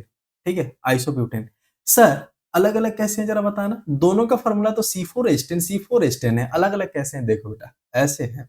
ये जो आप देख रहे हो स्ट्रक्चर, यहाँ चारों कार्बन एक लाइन में है, यहाँ देखो 3 कार्बन एक लाइन में और 1 कार्बन ऊपर है। हालांकि इन सब में देखोगे तो फॉर्मूला सेम है। यहाँ भी देखो 1 2 3 4 5 6 7 8 9 10, 10 हाइड्रोजन। यहाँ भी देखो 3 3 6 दो 8 और 10 हाइड्रोजन। सर दोनों का फार्मूला सेम है, स्ट्रक्चर अलग अलग है, तो हम इसको क्या कह देते हैं, इसी को हम स्ट्रक्चर आइसोमर कह देते हैं। समझ गए बात आप?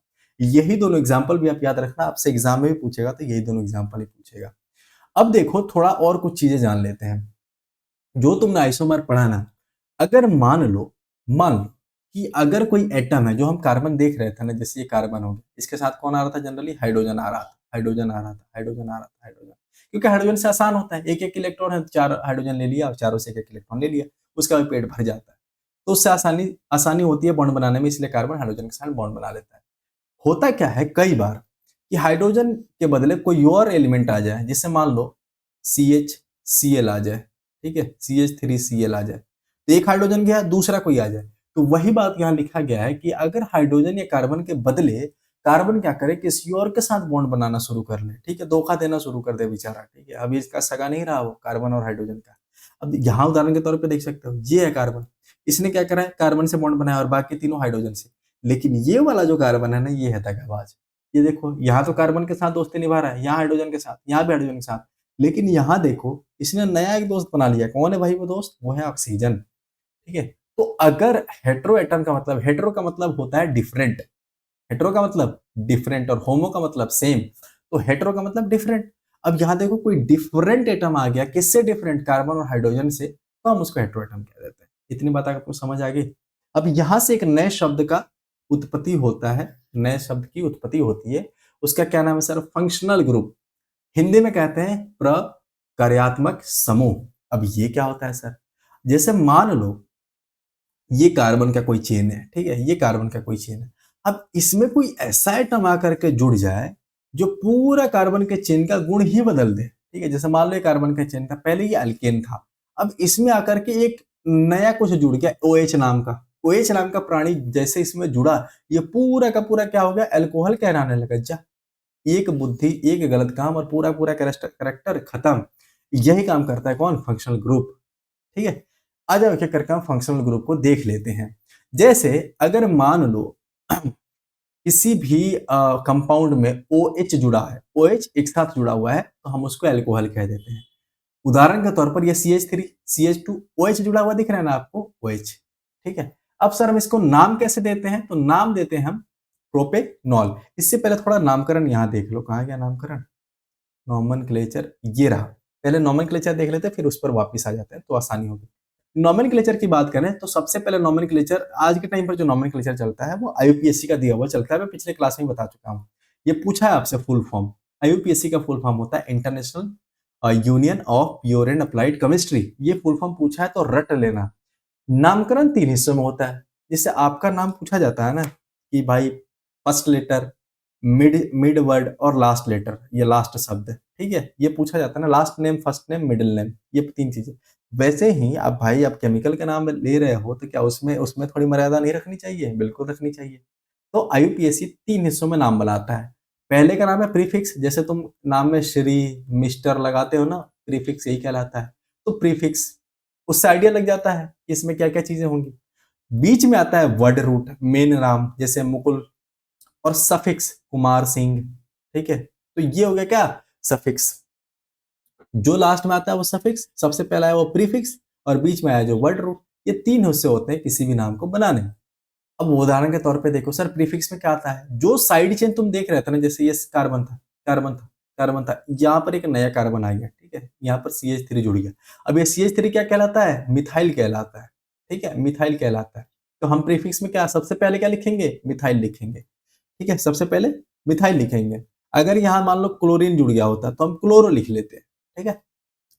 वैसे ही इसके बाद क्या रहता है? Word root. मेन रूट में क्या रखेंगे? जितना जो मेन आपको ये चेन दिख रहा है, जैसे ये 4 कार्बन का चेन दिख रहा है, ठीक है, तो ये 4 कार्बन, जितना नंबर ऑफ कार्बन है ना, उसको हम पकड़ लेते हैं। 4 कार्बन का चेन है तो इसको हम लिख देते हैं ब्यूट, ठीक है, ब्यूट। 3 होता तो प्रॉप, 2 होता तो ईथ, 1 होता तो मिथ, ठीक है, ऐसे लिख देते हैं।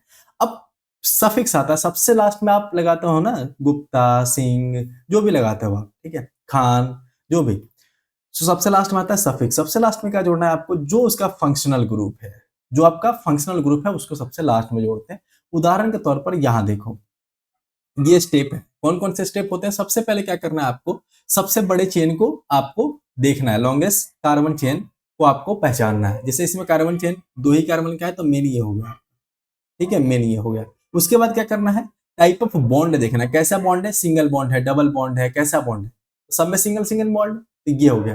तीसरा क्या करना है, नंबर ऑफ कार्बन चेन आपको देखना है, कितने कार्बन चेन है, 2, एक यहाँ लिखो, 2 यहाँ लिखो। अब आपसे पूछ ले आइडेंटिफाई फंक्शनल ग्रुप, इसके बाद क्या है, फंक्शनल ग्रुप कौन सा है, OH। OH हमने देखा था क्या होता है, अल्कोहल होता है। अब क्या करना है, इन सबको जब आपने देख लिया, अब इनको कंबाइन करके नाम बनाओ। कैसे बनाना है सर, देखो इसके बाहर में कुछ तो लगा हुआ नहीं है, ऊपर नीचे कुछ लगा हुआ, ब्रांच में कुछ है नहीं, तो हम प्रीफिक्स छोड़ देते हैं। अब आ जाता है मेन बॉडी पर। मेन बॉडी में क्या है, जो कार्बन के एटम है, 2 कार्बन के एटम है, ये रहे कार्बन। 2 कार्बन के लिए देखो, 1 कार्बन के लिए मिथ, 2 के लिए इथ, 3 के लिए प्रॉप, 4 के लिए ब्यूट, 5 के लिए पेंट, 6 के लिए हेक्स, 7 के लिए हेप्ट, 8 के लिए ऑक्ट, 9 के लिए नॉन और 10 के लिए डेका। ये शब्द है, याद कर लेना, ये याद कर लेना, बहुत आसान है, ठीक है। तो देखो 2 कार्बन है तो इथ आएगा, पहली बात। उसके बाद टाइप ऑफ बॉन्ड देखना है, कौन सा बॉन्ड है, सब में सिंगल है तो एन, एल्केन, याद आ रहा है, एन हो गया। और लास्ट में क्या करना है, हमने जो इसका फंक्शनल ग्रुप है उसका नाम जोड़ देना है, तो अल्कोहल के लिए हम OL जोड़ देते हैं, तो इथेन ऑल, इथेन ऑल हो गया बात। अगर यहाँ 3 कार्बन होता तो प्रोपेन नॉल, ठीक है। अगर मान लो मैं यहां लिख देता CH3 CH2 और यहां लिख देता CH2OH, ठीक है, और यहां लिख देता क्लोरो, क्लोरो, कैसे लिखते हैं, इसका नॉमेनक्लेचर क्या होता है, तो सबसे पहले क्या लिखते तुम, जो ब्रांच है, तो ब्रांच किस पर है, देखो ये 1 नंबर कार्बन, ये 2 नंबर कार्बन, ये 3 नंबर कार्बन। ब्रांच का नंबर भी देना होता है दोस्त, ऐसे नहीं होता। तो 2 नंबर कार्बन पे है ना, तो इसी को लिखा जाता है 2 क्लोरो, 2 क्लोरो। उसके बाद क्या लिखोगे तुम, सर जो जितने कार्बन है उनको जोड़ लीजिए, 1 2 3, 3 है तो प्रोप, प्रोप, और सब में सिंगल सिंगल बॉन्ड है तो N, प्रोपेन, और लास्ट में OH ग्रुप है तो ऑल, तो 2 क्लोरो प्रोपेनॉल, ठीक है, 2 क्लोरो प्रोपेनॉल। या और प्योर लिखना है तो ये जो अल्कोहल ग्रुप है वो कौन से कार्बन पे है, तीसरे नंबर कार्बन पर, तो यहाँ 3 प्रोपेनॉल लिख सकते हो, बस खत्म हो गई बात। बताओ इतनी बात समझ आ गई तो हम वापस आ जाए फंक्शनल ग्रुप पे। देखो अब फंक्शनल ग्रुप समझने में आसानी होगी। फंक्शनल ग्रुप में अगर अल्कोहल है तो लास्ट में OH दिखेगा, ये पूछा हुआ एग्जाम में आपके, OH दिखेगा जैसे यहाँ देख सकते हो। और लास्ट में नाम में क्या जुड़ जाएगा, लास्ट का 2 अक्षर O और L। जैसे यहाँ 3 कार्बन है, ये तो इथेनॉल ही है ना, यहाँ इथेनॉल आएगा, प्रोपेनॉल नहीं आएगा, लिख लेना ये क्या है, इथेनॉल, क्योंकि 2 कार्बन है ना दोस्त, तो ये इथेनॉल है, ठीक है। इसके अलावा यहाँ देखो एल्डिहाइड, एल्डिहाइड में क्या होता है, CHO आता है, पहले में OH है, इसमें CHO आता है। यहाँ देखो CH3 और CHO, 2 कार्बन है ना, 1 कार्बन यहाँ है, 1 कार्बन यहाँ, तो 2 कार्बन के लिए इथ और इथेन, क्योंकि सिंगल सिंगल बॉन्ड है। और जब भी एल्डिहाइड का नाम आता है ना तो लास्ट में AL लगाते हैं, उसमें OL और इसमें AL लगा देते हैं, या इसको हम इथेनल डिहाइड भी लिख देते हैं, ठीक है, सेम बात है, लास्ट में एल्डिहाइड जोड़ दो या AL जोड़ दो। तीसरा आ जाता है कीटोन, कीटोन में क्या होता है, CO ग्रुप होता है। CO ग्रुप में आप देख सकते हो ये रहा C और डबल बॉन्ड O, ये होता है CO ग्रुप, ये बीच में आता है। तो इसमें नाम में कैसे जोड़ोगे, 3 कार्बन है तो प्रोपेन, और लास्ट में 3 अक्षर जोड़ देते हैं, कौन सा, ONE, प्रोपेनॉन, या इसी का दूसरा नाम होता है एसीटोन, ठीक है। अब यहाँ देखो कार्बोक्सिलिक एसिड, कार्बोक्सिलिक एसिड का यही एग्जांपल पूछा हुआ था एग्जाम में।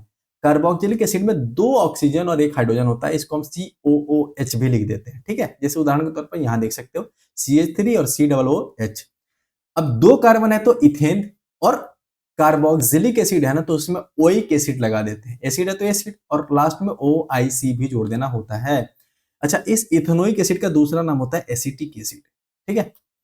अगर मान लो लास्ट में क्लोरो, क्लोरीन, ब्रोमीन, आयोडीन आ जाए तो उसको हम हेलो अल्केन कह देते हैं, इसको हम हेलोजन ग्रुप कहते हैं ना, तो हेलोजन ये हो गया, और ये क्या है, अल्केन ग्रुप है, तो हेलो अल्केन कह देते हैं, हेलो अल्केन। जैसे ये इसके साथ क्लोरो जुड़ा हुआ है, क्लोरीन जुड़ा हुआ है, तो नाम लिखो क्लोरो। और ये 1 कार्बन है तो क्या लिखोगे, मीथेन, 2 कार्बन था तो इथेन। ऐसे ही ईस्टर होता है, ईस्टर में क्या होता है, COO, यानी CH3CO C2H5, ये इसका उदाहरण है। देखो यहाँ पर कैसे इसका नामकरण कर दिया सर आपने, इधर आप देखोगे, इधर आप देखोगे तो ये ऑक्सीजन है, ऑक्सीजन के इस साइड क्या है, यहां से देखो 2 कार्बन है, इधर भी 2 कार्बन है, तो ये हो गया इथाइल, इथाइल, इथाइल, ठीक है, इथाइल और इथेनोएट, इथाइल और इथेनोएट, ठीक है, लास्ट में ATE जुड़ रहा है। ईथर में क्या होता है, नाम में ईथर रहता है। अच्छा, ईथर में देखो क्या होता है, सिर्फ O आता है, O आ रहा है, दोनों साइड कुछ भी जोड़ दो, तो जैसे यहाँ देखो एक यहाँ ग्रुप है, एक यहाँ ग्रुप, ये CH3 ग्रुप में मिथाइल ग्रुप कहते हैं, 1 methyl 2 methyl, di methyl ether, कोई दिक्कत। एक होता है अमाइन ग्रुप, अमाइन ग्रुप में क्या जोड़ा जाता है, NH2। NH2 यहाँ पर उदाहरण के तौर पे देख सकते हो NH2 जुड़ा हुआ है, 2 कार्बन है तो इथाइल और अमाइन के लिए अमाइन, इथाइल अमाइन। खत्म हो गई बात, बताओ कहीं कोई दिक्कत। अब देख लो होमोलोगस सीरीज क्या होता है सर। होमोलोगस सीरीज ये होता है कि जब किसी अलग अलग कंपाउंड में फंक्शनल ग्रुप सेम हो, ठीक है, फंक्शनल ग्रुप सेम हो और केमिकल प्रॉपर्टीज सेम हो, ठीक है, लेकिन उसके फिजिकल प्रॉपर्टीज में हल्का फुल्का अर्क हो, अंतर हो, ठीक है, तो हम उसको कह देते हैं क्या, होमोलोगस सीरीज। जैसे उदाहरण के तौर पर यहाँ देखो, ये भी अल्कोहल है, ये भी अल्कोहल है, ये भी अल्कोहल है, तीनों अल्कोहल है ना, तो सेम फंक्शनल ग्रुप है, लेकिन इसमें सिर्फ एक कार्बन, इसमें 2 कार्बन, इसमें 3 कार्बन, अलग अलग कार्बन है, ठीक है। तो ऐसे सीरीज को हम होमोलोगस सीरीज, होमो मतलब सेम, ठीक है, होमो मतलब सेम फंक्शनल ग्रुप। बस उदाहरण के तौर पर याद रखना आपको। ये मैंने CH2 ग्रुप इसलिए रख दिया है क्योंकि कई बार ये भी कह दिया जाता है कि आइसोमर क्या कहते हैं इसको, होमोलोगस में जनरली देख सकते हो आप कि CH2 का गैप होता है, इसमें एक CH2 ज्यादा है, इसमें 2 CH2 ज्यादा है, ठीक है, तो वो भी एक क्राइटेरिया होता है, but that is not important for your examination, so just stick to what I am teaching you right now, ठीक है। आप यहाँ देखो नॉमेनक्लेचर मैंने आपको बता दिया, ये टॉपिक भी खत्म हो गया। अब आ जाता है थोड़ा केमिकल प्रॉपर्टी समझ लेते हैं कार्बन कंपाउंड के बारे में। केमिकल प्रॉपर्टी की बात करें तो सर केमिकल प्रॉपर्टी कैसे समझेंगे, सबसे पहले समझने के लिए क्या करते हैं, जरा उसमें नीचे से आग लगा देते हैं कार्बन में, उसी को तो दहन कहते हैं। जैसे होलिका दहन में क्या होता है, आप आग लगाते हो, ठीक है, तो कंबशन में भी क्या होता है, जहां भी कंबशन शब्द है ना, सुनते ही समझ लेना इसका दहन कर देना। दहन करने के लिए क्या करना पड़ेगा, आग में ले जाना पड़ेगा, तो वही बात यहाँ पर होगी।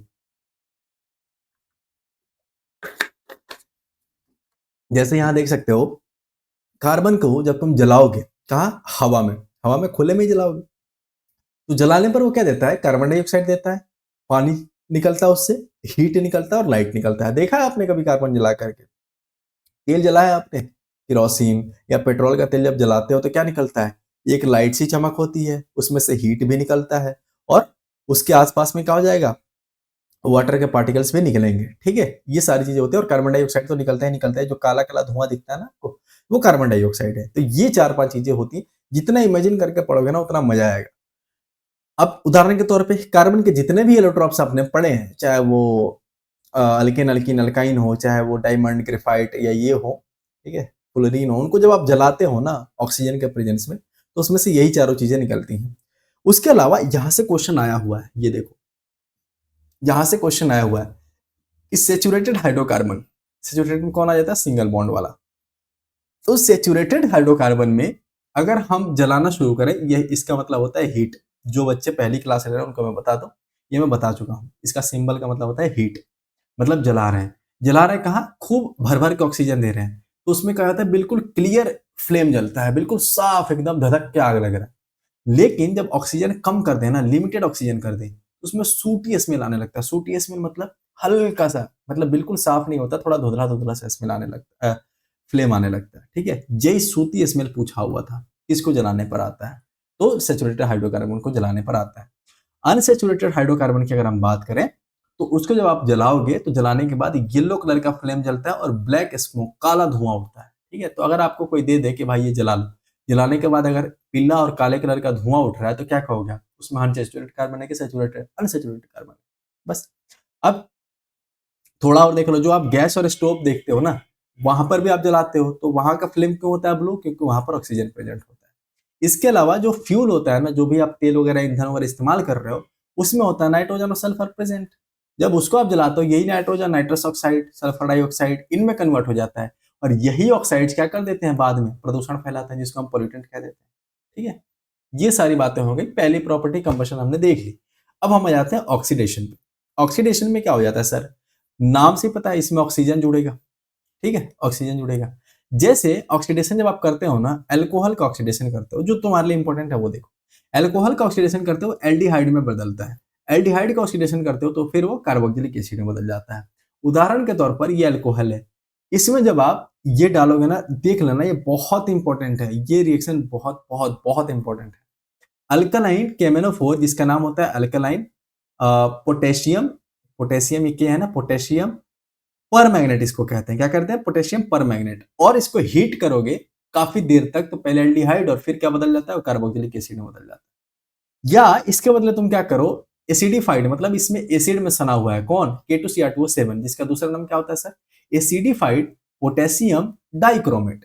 क्या नाम है, एसिडिफाइड पोटेशियम डाइक्रोमेट। इसको भी डाल करके तुम हिट करोगे ना तो कार्बोक्सिलिक एसिड में बदल जाता है। ठीक है, मतलब ये दोनों क्या है, स्ट्रॉन्ग ऑक्सीडाइजिंग एजेंट है। ठीक है, इसको क्या कर देना, ऑक्सीडाइज कर देते हैं, अल्कोहल करो, अल्कोहल कार्बोक्सिलिक एसिड में बदल जाता है। बस ये रिएक्शन आपको ध्यान रखना है। एक तीसरा जो रिएक्शन होता है वो होता है एडिशन रिएक्शन।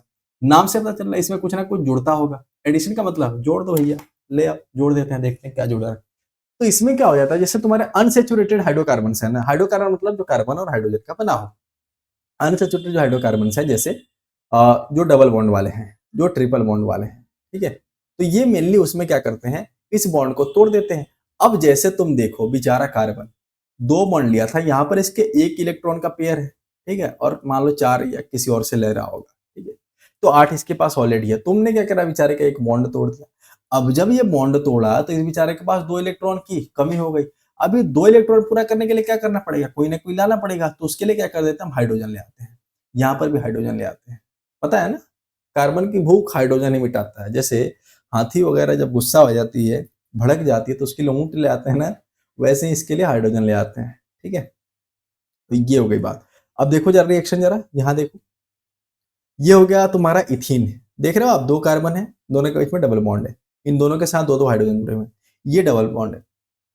निकल या पीडी, ठीक है, इन दोनों में से कोई डाल दो हाइड्रोजन गैस के प्रेजेंस में, तो ये क्या करते हैं कि इस बॉन्ड को तोड़ते हैं और एक हाइड्रोजन यहाँ चिपका देते हैं और एक हाइड्रोजन यहाँ चिपका देते हैं। ये देख रहे हो आप, यहाँ एक हाइड्रोजन, यहाँ एक हाइड्रोजन और एक यहाँ हाइड्रोजन, यहाँ के एक हाइड्रोजन, यहाँ एक हाइड्रोजन और एक यहाँ हाइड्रोजन।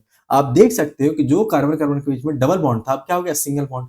लेकिन फिर भी कार्बन के पास ये 1 pair, 2 pair, 3 pair, 4 pair, 4 pair electron मिल गए, सीधी बात है।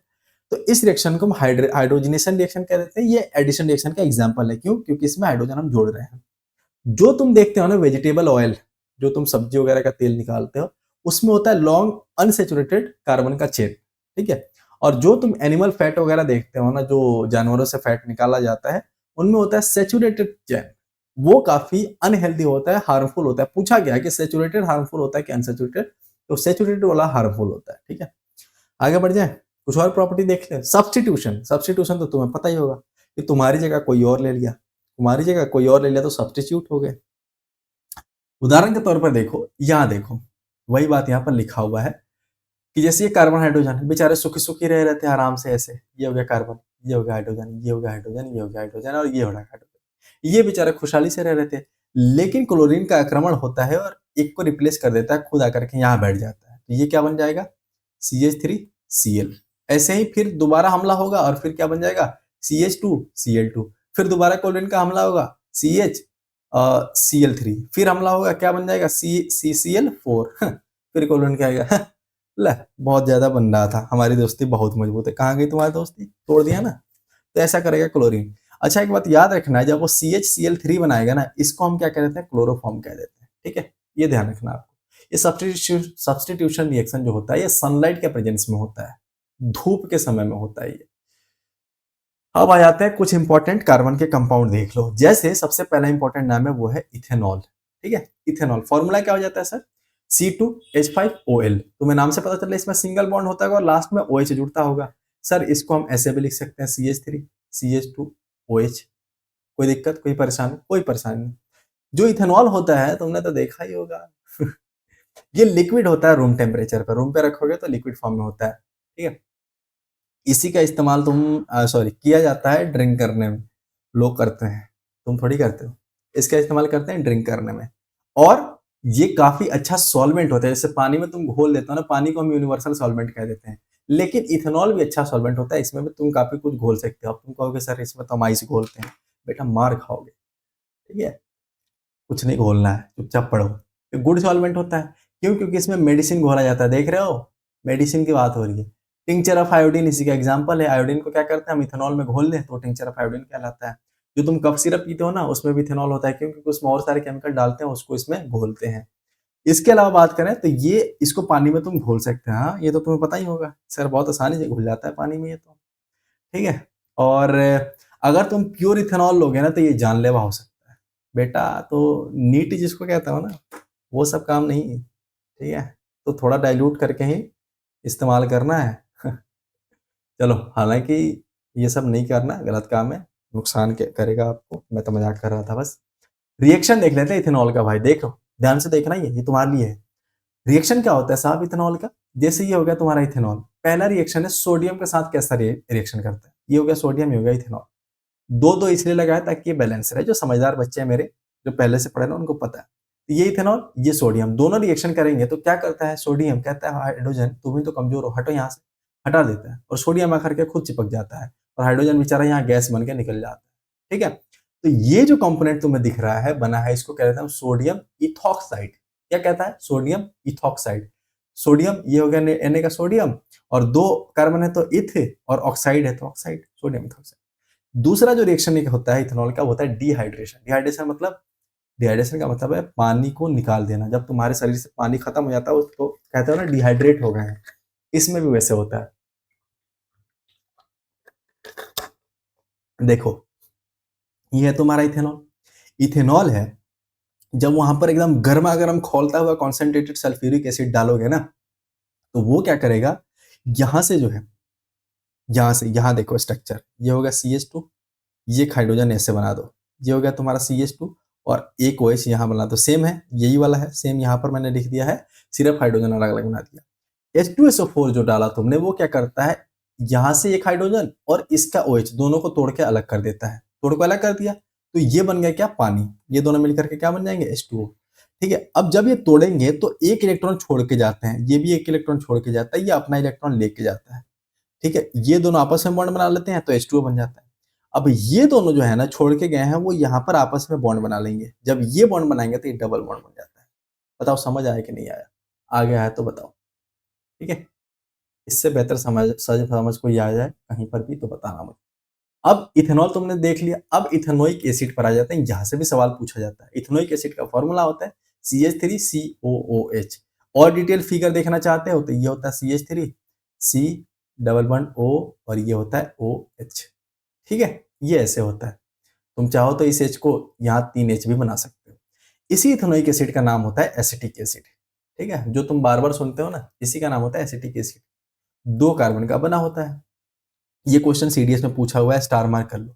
पूछा गया कि यही ऑप्शन था कि एसिटिक एसिड में 5 से 8% अगर एसिटिक एसिड हो, उसमें क्या करें, सॉरी, अगर 5 से 8% एसिटिक एसिड प्लस वाटर मिलाने पर क्या बन जाता है, विनेगर बन जाता है। यही ऑप्शन अलग अलग थे, 10%, 10 पर 15% ऐसे करके दिया हुआ था, पर 5 से 8% एसिटिक एसिड जब पानी में मिलाते हो तो वो विनेगर बन जाता है। ठीक है? इसका कई बार पूछ लिया जाता है मेल्टिंग पॉइंट क्या होता है, तो 290 केल्विन पर ये मेल्ट करता है। हालांकि बर्फ के दिनों में, सर्दी के दिनों में ये फ्रीज कर जाता है, जम जाता है, इसलिए हम इसको ग्लेशियल एसिटिक एसिड भी कह देते हैं। ये भी पूछा गया क्वेश्चन, किसको कह देते हैं glacial acetic acid, ethanoic acid को। और एक तरीके का ये कमजोर एसिड, दुर्बल अम्ल होता है। जैसे हमने इथेनॉल के रिएक्शन देखे, अब जरा इथेनोइक एसिड के रिएक्शन देख लो। पहला रिएक्शन होता है स्टेरिफिकेशन, मतलब इससे ईस्टर बनाया जाता है। कैसे बनाया जाता है सर? जो तुमने पहले पढ़ा था ना इथेनॉल, तो उसको पकड़ो और एसिटिक एसिड इसको पकड़ो, इन दोनों को आपस में घोल के जरा देखना क्या बनता है, ईस्टर बनता है। ये तभी किया होगा जब बंदे ने इथेनॉल लिया होगा।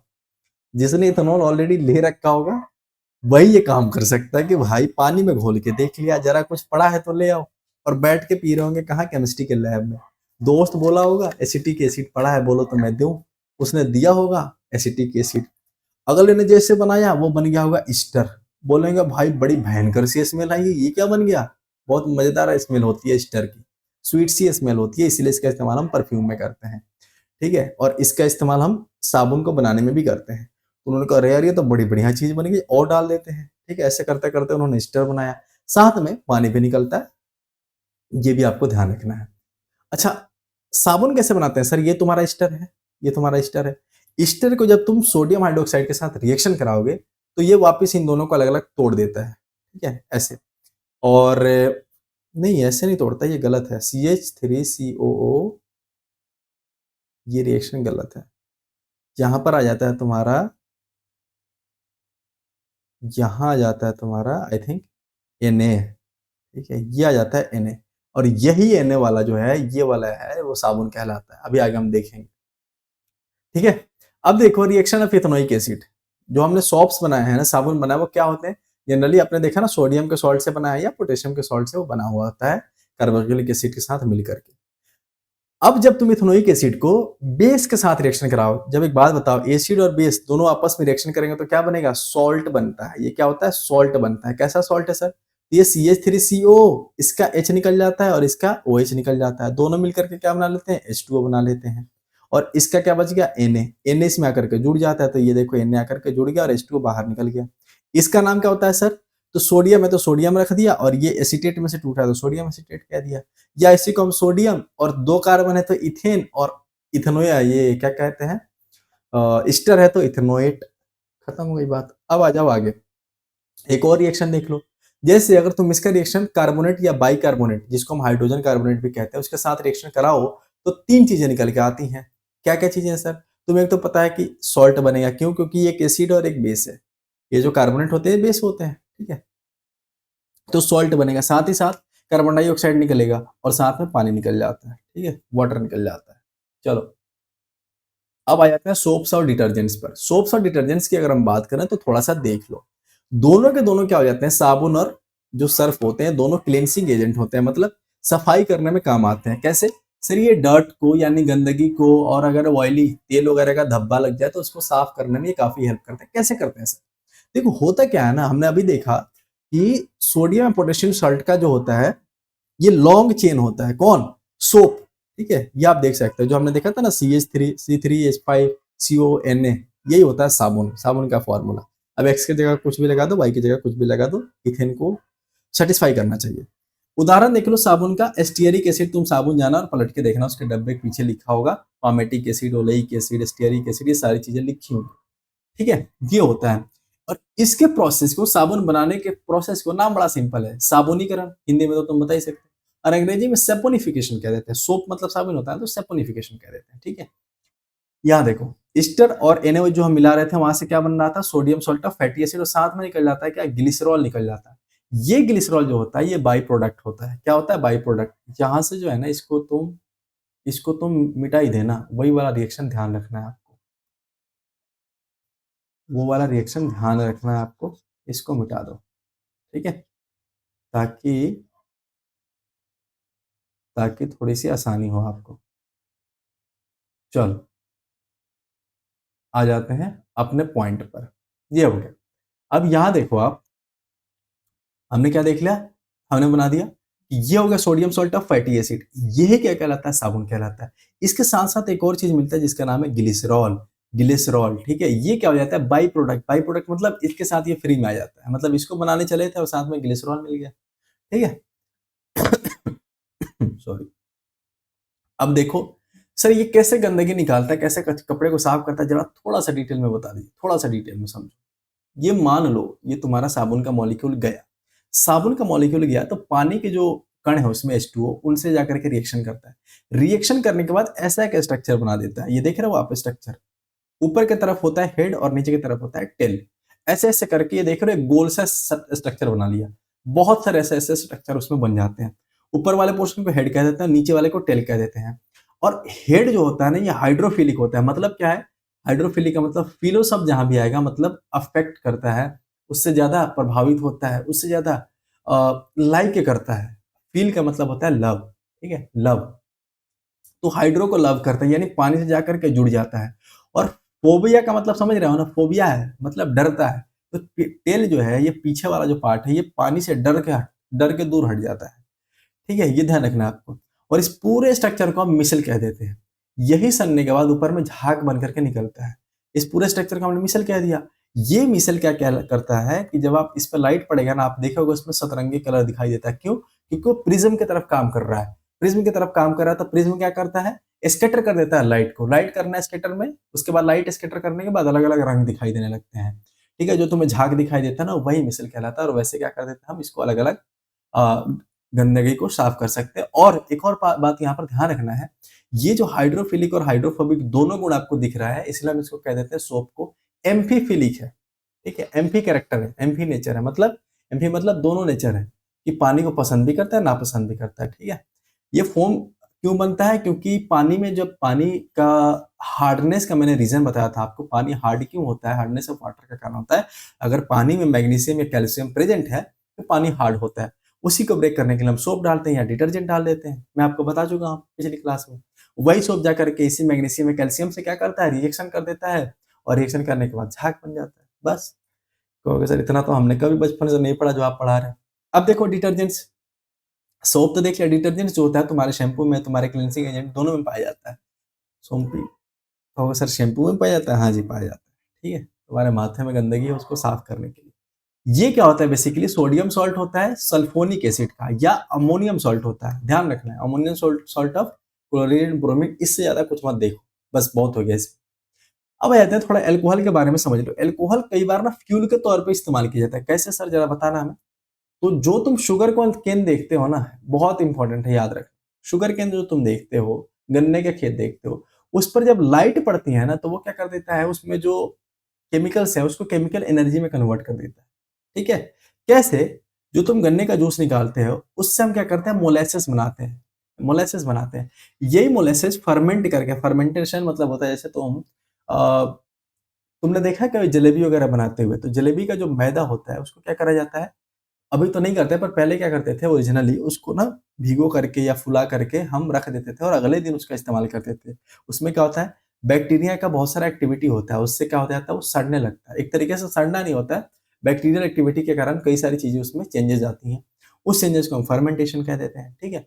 तो वैसा ही मोलेसेस के साथ किया जाता है। इसमें फर्मेंट करवाने के बाद क्या निकल जाता है, देखा गया कि सर इसमें तो इथेनॉल निकलने लगा।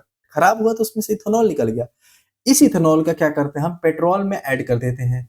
देखा क्या, इससे क्या हो गया कि सर जो कार्बन डाइऑक्साइड का पेट्रोल को जलाने पर निकल रहा था वो घट गया। इससे क्या हो गया, एनवायरनमेंट ओवरऑल सही हो गया। देखो साइंस पढ़ने का कितना बेहतरीन तरीका है, ऐसे ही लिंक कर करके पढ़ा करो, मजा आ जाएगा। ठीक है? जैसे तुमने इथेनॉल डाला भाई साहब, उसमें कार्बन का कंटेंट नीचे चला गया, कार्बन कंटेंट नीचे मतलब कार्बन डाइऑक्साइड नीचे, तो ओवरऑल एनवायरनमेंट बढ़िया होने लगा। ठीक है? तो हुआ क्या, हम इथेनॉल ब्लेंड करेंगे, पेट्रोल में डालेंगे। ठीक है? देखो यहाँ पर लिखा हुआ है रिन्यूएबल एनर्जी होता है, ये क्लीन एनर्जी होता है, बायोडिग्रेडेबल होता है, ये सारे होते हैं। इसमें हाई ऑक्टेन नंबर होता है, हाई ऑक्टेन ऑक्टेन नंबर होता है ना, उसमें क्वालिटी कितनी अच्छी है वो भांपने के लिए ऑक्टेन नंबर देखा जाता है। ठीक है? तो ये ध्यान रखना है, जितना ज्यादा ऑक्टेन नंबर होगा उसको हम कह देते हैं भाई वो अच्छे क्वालिटी का तेल है। इथेनॉल ब्लेंडिंग आजकल खूब सुना होगा आपने। इथेनॉल ब्लेंडिंग का मतलब होता है मिक्स करना। तो जब आप इथेनॉल को पेट्रोल में डाल देते हो, उसी को हम क्या कहते हैं, इथेनॉल ब्लेंडिंग। पेट्रोल को गैसोलीन भी कहा दिया जाता है। अच्छा, जब इथेनॉल और पेट्रोल दोनों को मिला देते हो ना, तो एक प्रोडक्ट बनता है आजकल जिसका नाम चलता है, उसको गैसोहॉल कह देते हैं। अच्छा एक बात बताओ सर, क्या इथेनॉल पूरा पूरा मिला दिया जाता है? हाँ जी, देखो अभी जो हमारे यहाँ चल रहा है वो 5 से लेकर के 20% तक मिलाने का ट्रेंड चल रहा है।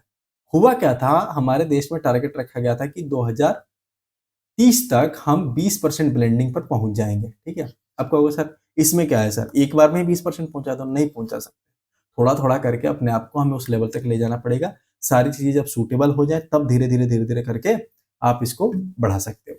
तो हमारा टारगेट था 2030 तक हम 20% जाएंगे, लेकिन 2025 में ही, ये देखो 2025 में ही हमने 20% ब्लेंडिंग कर ली। मतलब 20% करने का क्या मतलब है सर, कि जो पेट्रोल तुम देख रहे हो आज के टाइम पर, उस पेट्रोल में 80% क्या है, पेट्रोल है, और 20% क्या है, इथेनॉल है। मतलब 80 ml जो तुम पेट्रोल डला रहे हो, 100 ml जो पेट्रोल डला रहे हो, उसमें 80 ml पेट्रोल है और 20 ml इथेनॉल है। इसको हम इथेनॉल ब्लेंडिंग कहते हैं, जिसमें नितिन गडकरी के बेटे साहब बहुत फंसे हुए हैं। ठीक है? अच्छा तुमने ये भी देखा होगा E5, E10, E20 लिखा हुआ है, ये क्या होता है सर? तो ये जितना लिखा हुआ है ना, उतना इथेनॉल का परसेंटेज होता है। जैसे E20 है, मतलब 100 में 20 ml कितना है, क्या है, इथेनॉल है, ये 20% है। बस इतना ध्यान रखना आपको। अब आ जाते हैं, एक और टॉपिक पढ़ लो कि सर अल्कोहल जो है आप क्यों मना कर रहे हैं, नहीं पीना चाहिए। देखो क्यों मना कर रहा हूँ, क्यों, क्योंकि मिथेनॉल जो आप लेते हो ना, मिथेनॉल पूछ ले आपसे कि कौन सा हम नहीं पी सकते जो कि बिल्कुल रेस्ट्रिक्टेड है ड्रिंकिंग के लिए, तो वो है मिथेनॉल। रेस्ट्रिक्टेड होता है ड्रिंकिंग के लिए मिथेनॉल। क्यों होता है देखो, क्योंकि मिथेनॉल जो होता है, तुम्हें पता है ना कि अल्कोहल ऑक्सीडाइज होकर के एल्डिहाइड बना लेता है, तो यहाँ बन गया मिथेनॉल। कहाँ पर, लीवर में जैसे जाता है वो मिथेनॉल बन जाता है। उसके बाद वो सेल जो भी वहां पर सेल है ना, सेल प्रेजेंट है, सेल के अंदर तुम्हें पता है, मैं पढ़ाऊंगा बायोलॉजी तो तुम्हें पता है कि यहाँ होता है प्रोटोप्लाज्म, इस इधर होता है क्या, साइटोप्लाज्म, इसमें होता है न्यूक्लियोप्लाज्म। मतलब ये लिक्विड होता है एक तरीके से, इसी के वजह से क्या हो जाता है, पूरा सेल तरल होता है। ठीक है? इसमें कई सारे ऑर्गेनेल्स काम करते हैं, जैसे माइटोकॉन्ड्रिया और ये सारी चीजें हम पढ़ेंगे। तो और ये दोनों लिक्विड को एक साथ हम क्या करते हैं, प्रोटोप्लाज्म कह देते हैं। ठीक है, तो होता क्या है कि जो प्रोटोप्लाज्म है ना, प्रोटोप्लाज्म इसको, इस पूरे लिक्विड को क्या कर देता है, जमा देता है। जब जम गया, तुमने अंडे को बॉयल होते हुए देखा है, अंडा क्या होता है जनरली अंदर में लिक्विड फॉर्म में होता है। जैसे तुम बॉयल करते हो, अंदर वाला पूरा सफेद पार्ट सॉलिड हो जाता है, जम गया। अब जब वो जम गया तो तुम्हें लगता है कि इसमें जितने भी ऑर्गेनेल्स हैं, चाहे माइटोकॉन्ड्रिया है, चाहे कोई भी ऑर्गेनेल्स है, वो काम करेगा? नहीं करेगा। ठीक है, अब नहीं करेगा तो क्या हो जाएगा, निपट जाओगे, और क्या होगा, इसलिए जानलेवा होता है। ठीक है, एक और इफेक्ट इसका होता है कि हमारे आंख का जब हम स्ट्रक्चर पढ़ेंगे ना, ऐसे आंख का जो स्ट्रक्चर पढ़ेंगे, तो लास्ट में होता है एक ऑप्टिक नर्व। ये ऑप्टिक नर्व कहाँ जाता है, तुम्हारे दिमाग में। यहाँ से दिमाग में वो कनेक्शन पहुंचाता है कि अरे देखो मैंने क्या देख लिया, तो दिमाग बताता है हाँ तुमने ये देखा है। यही ऑप्टिक नर्व क्या हो जाता है ना, ये खत्म हो जाता है, इसको अफेक्ट कर देता है, फिर आप अंधे पड़ जाते हो। ठीक है, तो ये होता है। इसकी वजह से बेटा अल्कोहल नहीं लेना चाहिए, ध्यान रखना, अल्कोहल बिल्कुल नहीं लेना है। बस एक और शब्द चलता है डीनेचर्ड अल्कोहल। डीनेचर्ड अल्कोहल क्या हो जाता है, इसमें क्या करते हैं, जो मेन अल्कोहल है ना, उसमें थोड़ा सा एडल्ट्रेशन कह देते हैं। एडल्ट्रेशन, इस शब्द का मतलब क्या होता है सर, एडल्ट्रेशन का मतलब होता है मिक्स करना। जैसे तुम चावल ले रहे हो, उसमें कंकड़ कोई डाल दिया, उसको एडल्ट्रेशन कह देते हैं। नेगेटिव सेंस में होता है मिक्स करना। ठीक है, तो जैसे मान लो जो तुम अल्कोहल है, उसमें कोई टॉक्सिक केमिकल डाल दिया, कोई डाई डाल दिया, ठीक है, या कोई एडिटिव डाल दिया टेस्ट करने के लिए, तो ये सारी चीजें डालने से ना वो क्या हो जाता है, और खतरनाक हो जाता है। कौन, अल्कोहल। और वो अगर ह्यूमन पी लेना तो बेटा सीधे जाओगे नर्क। तुम्हें क्या लगता है तुम स्वर्ग जाओगे अल्कोहल पी के? बिल्कुल नहीं। एक आखिरी कंसेप्ट देख लेते हैं सिग्मा और पाई बॉन्ड का। सर ये क्या होता है, देखो सिग्मा बॉन्ड जो होता है ना ये क्या बना दिया है सर, आपको ध्यान रखना है, मैंने बताया था पी कैसा होता है, डंबल शेप होता है। डंबल मैंने ऐसे बनाया, या तो तुम डंबल ऐसे लेटा के रख दो, या तो तुम डंबल ऐसे रख दो। ठीक है, लंबा लंबा। तो अगर सिग्मा बॉन्ड कब बनता है सर, जब दोनों लेटे हुए हैं। दोनों लेटे हुए हैं सर, क्या पीपी में ही होगा? नहीं, एसपी में भी हो सकता है। एसपी में भी हो सकता है। एस कैसा था, स्फेरिकल। और एथ एस में भी हो सकता है, दोनों अगर लेटे हुए हैं तो। ठीक है, ऐसे होता है, दोनों मिल जाते हैं तो बन जाता है ये सिग्मा बॉन्ड। ठीक है, कब होता है, जब हेड हेड ऑन कोलिजन होता है, हेड ऑन ओवरलैप होता है, दोनों के हेड मिल रहे हैं।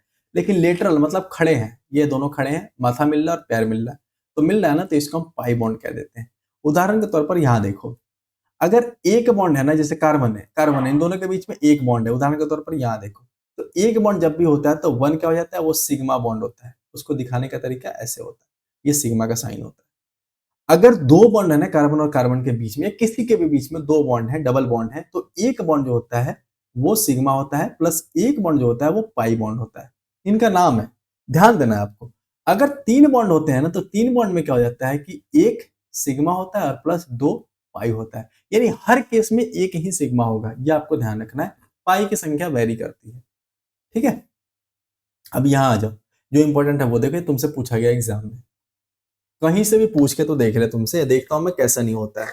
एक भी सवाल नहीं छूटने वाला इससे बाहर। तुम्हें जाओगे ना पेपर में, जब बैठोगे बाबू, सारे क्वेश्चन ऐसे लेंगे, अरे ये क्या पूछ लिया, मजाक कर रहे हो क्या हमसे? हमारे लेवल का ले आओ भाई, हमारा स्तर है कुछ। ठीक है, ये देखो बेंजीन। बेंजीन क्या होता है कि ये रिंग स्ट्रक्चर होता है, मैंने बताया था ना आपको, रिंग। यहाँ देखो, एक कार्बन, एक कार्बन, एक कार्बन, एक कार्बन, एक कार्बन, एक कार्बन, 6 कार्बन दिख रहा है आपको, और 6 हाइड्रोजन होते हैं। कैसे? यहाँ एक कार्बन देखो, एक साइड डबल बॉन्ड है और एक साइड सिंगल बॉन्ड से जुड़ा हुआ है। ठीक है, तो अब इसको कितना चाहिए, दो हाइड्रोजन चाहिए, दो इलेक्ट्रॉन चाहिए, क्योंकि एक जोड़ा यहां से, एक जोड़ी यहां से, एक जोड़ी यहां से, 6 इलेक्ट्रॉन मिल गए एक कार्बन को। अब इसको दो और चाहिए, तो एक हाइड्रोजन जैसे आएगा तो एक जोड़ी इलेक्ट्रॉन पा जाएगा, तो ये क्या हो गया, 8 हो जाए। ऐसे करके देखो, सबके तीन तीन बॉन्ड होते हैं, तो सब पे एक एक हाइड्रोजन आ जाते हैं। अब बात आती है सर, इसमें सिग्मा और पाई कैसे करें।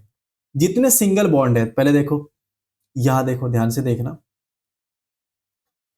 ये एक सिंगल बॉन्ड, ये दूसरा सिंगल बॉन्ड, ठीक है, ये तीसरा सिंगल बॉन्ड, ये चौथा सिंगल बॉन्ड, ये पांचवा सिंगल बॉन्ड, ये छठा सिंगल बॉन्ड। उसके अलावा ये सातवां सिंगल बॉन्ड है कार्बन हाइड्रोजन के बीच में, ये आठवां सिंगल बॉन्ड, ये नौवां सिंगल बॉन्ड, ये 10वां, ये 11वां, ये 12वां। तो टोटल 12 सिंगल बॉन्ड है, तो 12 सिग्मा। डबल बॉन्ड कितने सर, एक, दो, तीन, तो तीन पाई। तीन पाई, वही बात मैंने यहाँ लिख दी बस। ठीक है, अब ये भी तुमसे कई बार ना, ये तुम्हारे एनसीईआरटी में दिया हुआ है, मेल्टिंग पॉइंट। मेल्टिंग पॉइंट अगर एसिटिक एसिड, क्लोरोफॉर्म, इथेनॉल और मीथेन, ये चारों का दिया हुआ है, पूछा हुआ है सीडीएस के एग्जाम में, तो ACEM ये याद रखना है आपको। ठीक है, और इसमें क्या याद रखना है, ए, क्या लिख रहा हूं मैं, ए को एम लिख रहा हूं, बताओ, ये तो दिन आ रहा है।